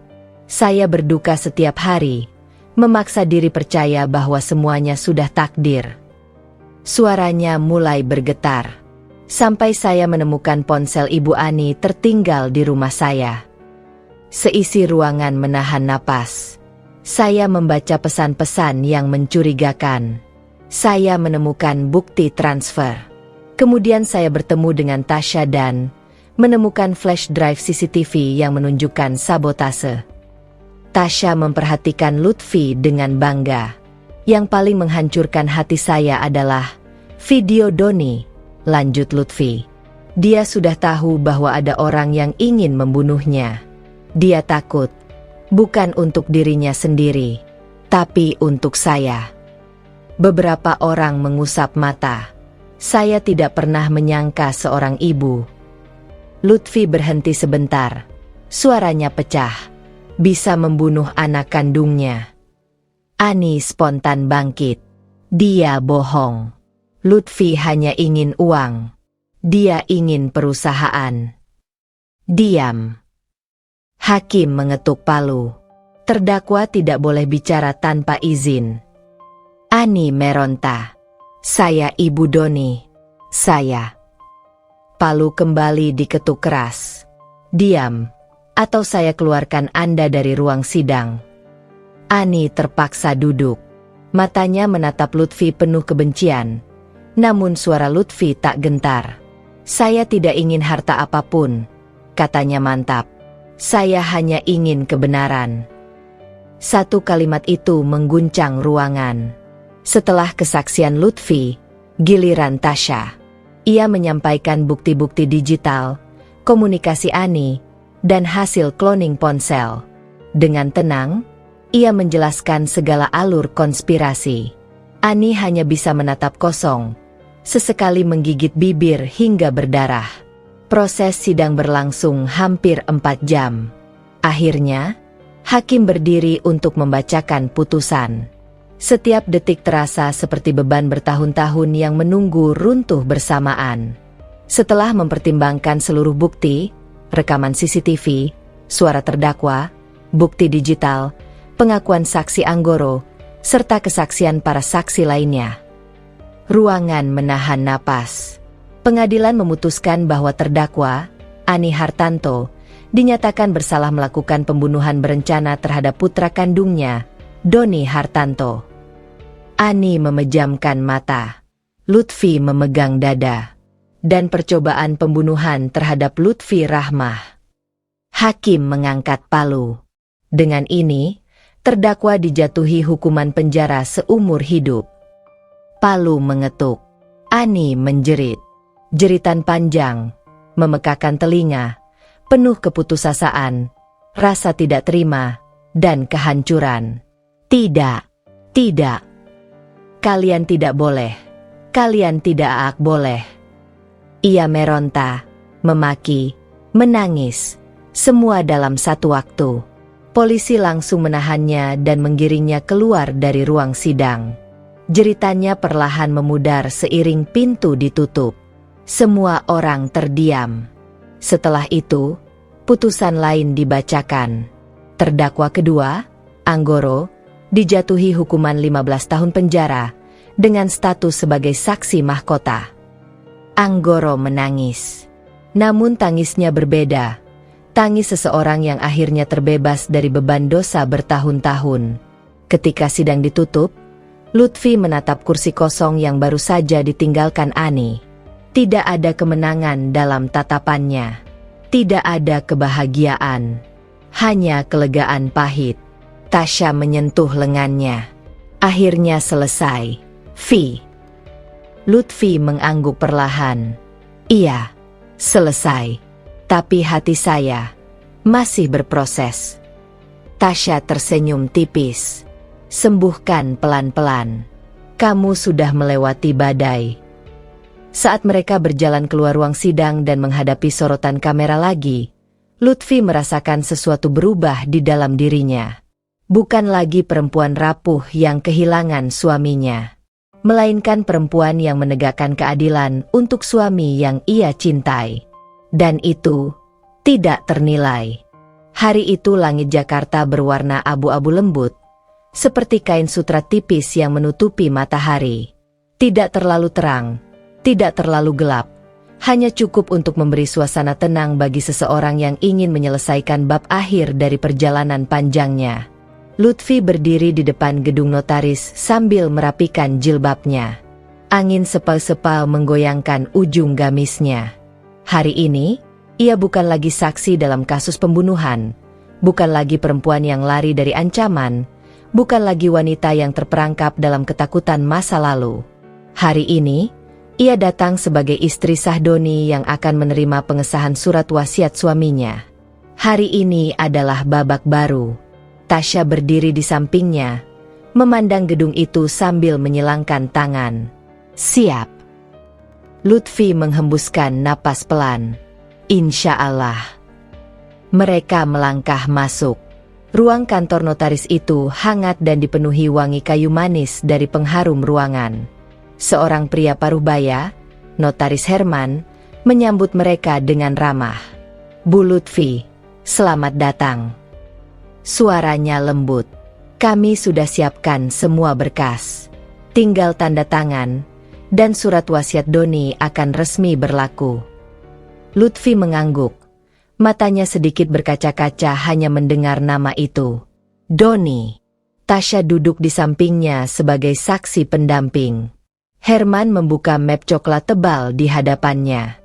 Waktu itu almarhum Doni datang sendiri, membawa berkas dan rekaman video terkait niatnya.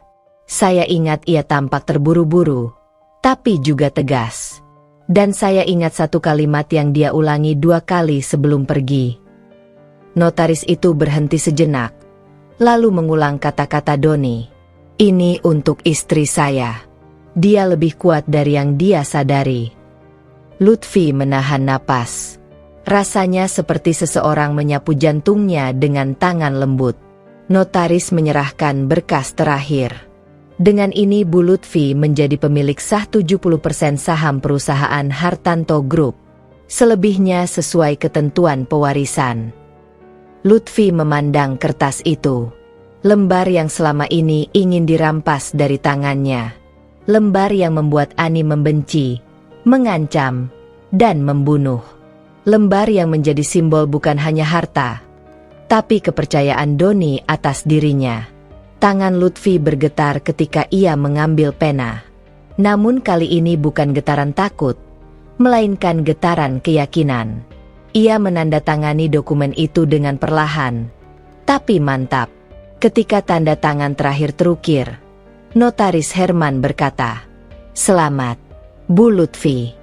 Mulai hari ini Anda adalah pewaris sah, dan semua hak almarhum Doni resmi berada dalam kuasa Anda." Tasya tersenyum kecil. Akhirnya. Lutfi menunduk, menutup mata sebentar untuk menenangkan dirinya. Ini bukan tentang harta. Ini tentang melanjutkan apa yang Doni perjuangkan. Dan itu yang membuat kamu pantas menerimanya, balas Tasya. Setelah keluar dari gedung, Lutfi mengajak Tasya untuk berjalan sebentar. Mereka menuju taman kecil di samping gedung, dengan pepohonan yang bergoyang lembut tertiup angin. Aku belum mengucapkan terima kasih padamu, kata Lutfi. Tasya mengangkat alis. Untuk apa? Untuk semuanya. Lutfi menatapnya dalam. Untuk membantuku menemukan kebenaran. Tanpa kamu, mungkin saya sudah. Ia tidak menyelesaikan kalimat itu. Tasya tersenyum tipis. Dalam hidup ini, Vi, ada orang yang datang sebagai pelajaran, dan ada orang yang datang sebagai pertolongan. Doni mengirimkan aku sebagai salah satunya. Lutfi menunduk. Haru. Tasya melanjutkan, sekarang, tanggung jawabmu adalah membangun ulang perusahaan itu. Doni percaya kamu bisa. Aku juga. Aku tidak pernah membayangkan menjadi pemimpin perusahaan sebesar itu, kata Lutfi ragu. Kekuatan tidak muncul karena kita siap. Vi, Tasya menatapnya. Kekuatan muncul karena situasi memaksa. Dan kamu sudah membuktikan kamu mampu menghadapi jauh lebih besar dari itu. Lutfi tersenyum samar. Untuk pertama kalinya, ia merasa kalimat itu tidak sekadar hiburan. Ia benar-benar mulai percaya. Sore harinya, Lutfi pergi ke tempat terakhir yang harus ia datangi hari ini. Pemakaman Doni. Awan bergeser, matahari sore menerobos di antara celah-celahnya, memberikan cahaya hangat tipis pada gundukan tanah dan batu nisan putih yang sederhana. Lutfi membawa bunga melati dan menaruhnya di atas pusara. Ia duduk perlahan, menyentuh tanah lembut itu. Bang! Suaranya pelan, hampir seperti bisikan. Akhirnya, semua selesai. Angin bertiup lembut, seolah menjawab, "Saya tahu. Abang pasti sedih melihat keadaan ini. Tapi abang juga pasti lega." Lutfi mengusap nama Doni di batu nisan. Abang tidak mati sia-sia. Kebenaran sudah datang. Dan saya. Ia tersenyum kecil. Saya sudah berdiri lagi. Air matanya jatuh. Namun bukan air mata kesedihan semata, melainkan air mata pelepasan. Bang, saya akan lanjutkan perusahaan seperti amanah abang. Saya tidak tahu apakah saya bisa sempurna, tapi saya akan coba. Ia terisak kecil. Karena cinta abang, bukan hanya membuat saya kuat, tapi juga membuat saya ingin menjadi orang yang lebih baik. Ia menengadah ke langit. Hati yang selama ini hancur perlahan mulai kembali utuh. Tasya sudah bantu saya banyak. Saya tidak sendiri. Allah kirimkan orang-orang baik di perjalanan sulit saya. Ia mengusap air matanya sekali lagi. Sampai kita bertemu lagi, di tempat yang lebih baik, katanya lembut. Terima kasih untuk segalanya, Bang. Angin kembali berbisik. Seolah Doni mengembalikan ucapan itu. Beberapa minggu kemudian, kantor pusat Hartanto Group tampak berbeda. Suasana lebih teratur, lebih manusiawi. Orang-orang berjalan dengan langkah lebih ringan, tidak lagi dibayang-bayangi tekanan dan manipulasi. Dan di ruang utama lantai teratas, Lutfi duduk di kursi direktur utama. Kursi yang dulu ditempati ayah Doni, lalu Doni, dan kini dirinya. Ia menatap seluruh ruangan. Tidak ada perasaan berkuasa. Tidak ada ambisi kosong. Yang ada hanya rasa syukur campur tanggung jawab besar. Tasya masuk dengan 2 gelas kopi. Sesuai selera kamu. Tidak terlalu manis. Lutfi tersenyum. Terima kasih. Bagaimana rasanya jadi pemilik perusahaan besar? Tanya Tasya dengan nada menggoda. Seperti memegang amanah, bukan tahta, jawab Lutfi bijak. Tasya menyandarkan tubuh pada meja. Itu sebabnya Doni memilih kamu. Dia tahu siapa yang paling bisa menjaga warisan kebaikannya. Lutfi menatap keluar jendela. Kota di bawah sana terlihat ramai dan hidup. Di balik semua hiruk-pikuk itu, ada dunia baru yang menantinya. Aku ingin mengubah perusahaan ini, kata Lutfi. Tidak hanya menjadi besar, tapi juga memberi manfaat. Doni ingin itu. Aku siap bantu kapanpun, kata Tasya tulus. Lutfi tersenyum hangat. Di dalam dirinya, sesuatu telah berubah secara permanen. Ia bukan lagi Lutfi yang dulu, perempuan yang berjalan di bawah bayang-bayang orang lain. Ia kini perempuan yang menghadapi badai terbesar dalam hidupnya, dan tetap berdiri tegak. Perempuan yang tidak hanya mendapatkan keadilan untuk suaminya, tetapi juga menemukan dirinya sendiri. Dan perjalanan barunya baru saja dimulai.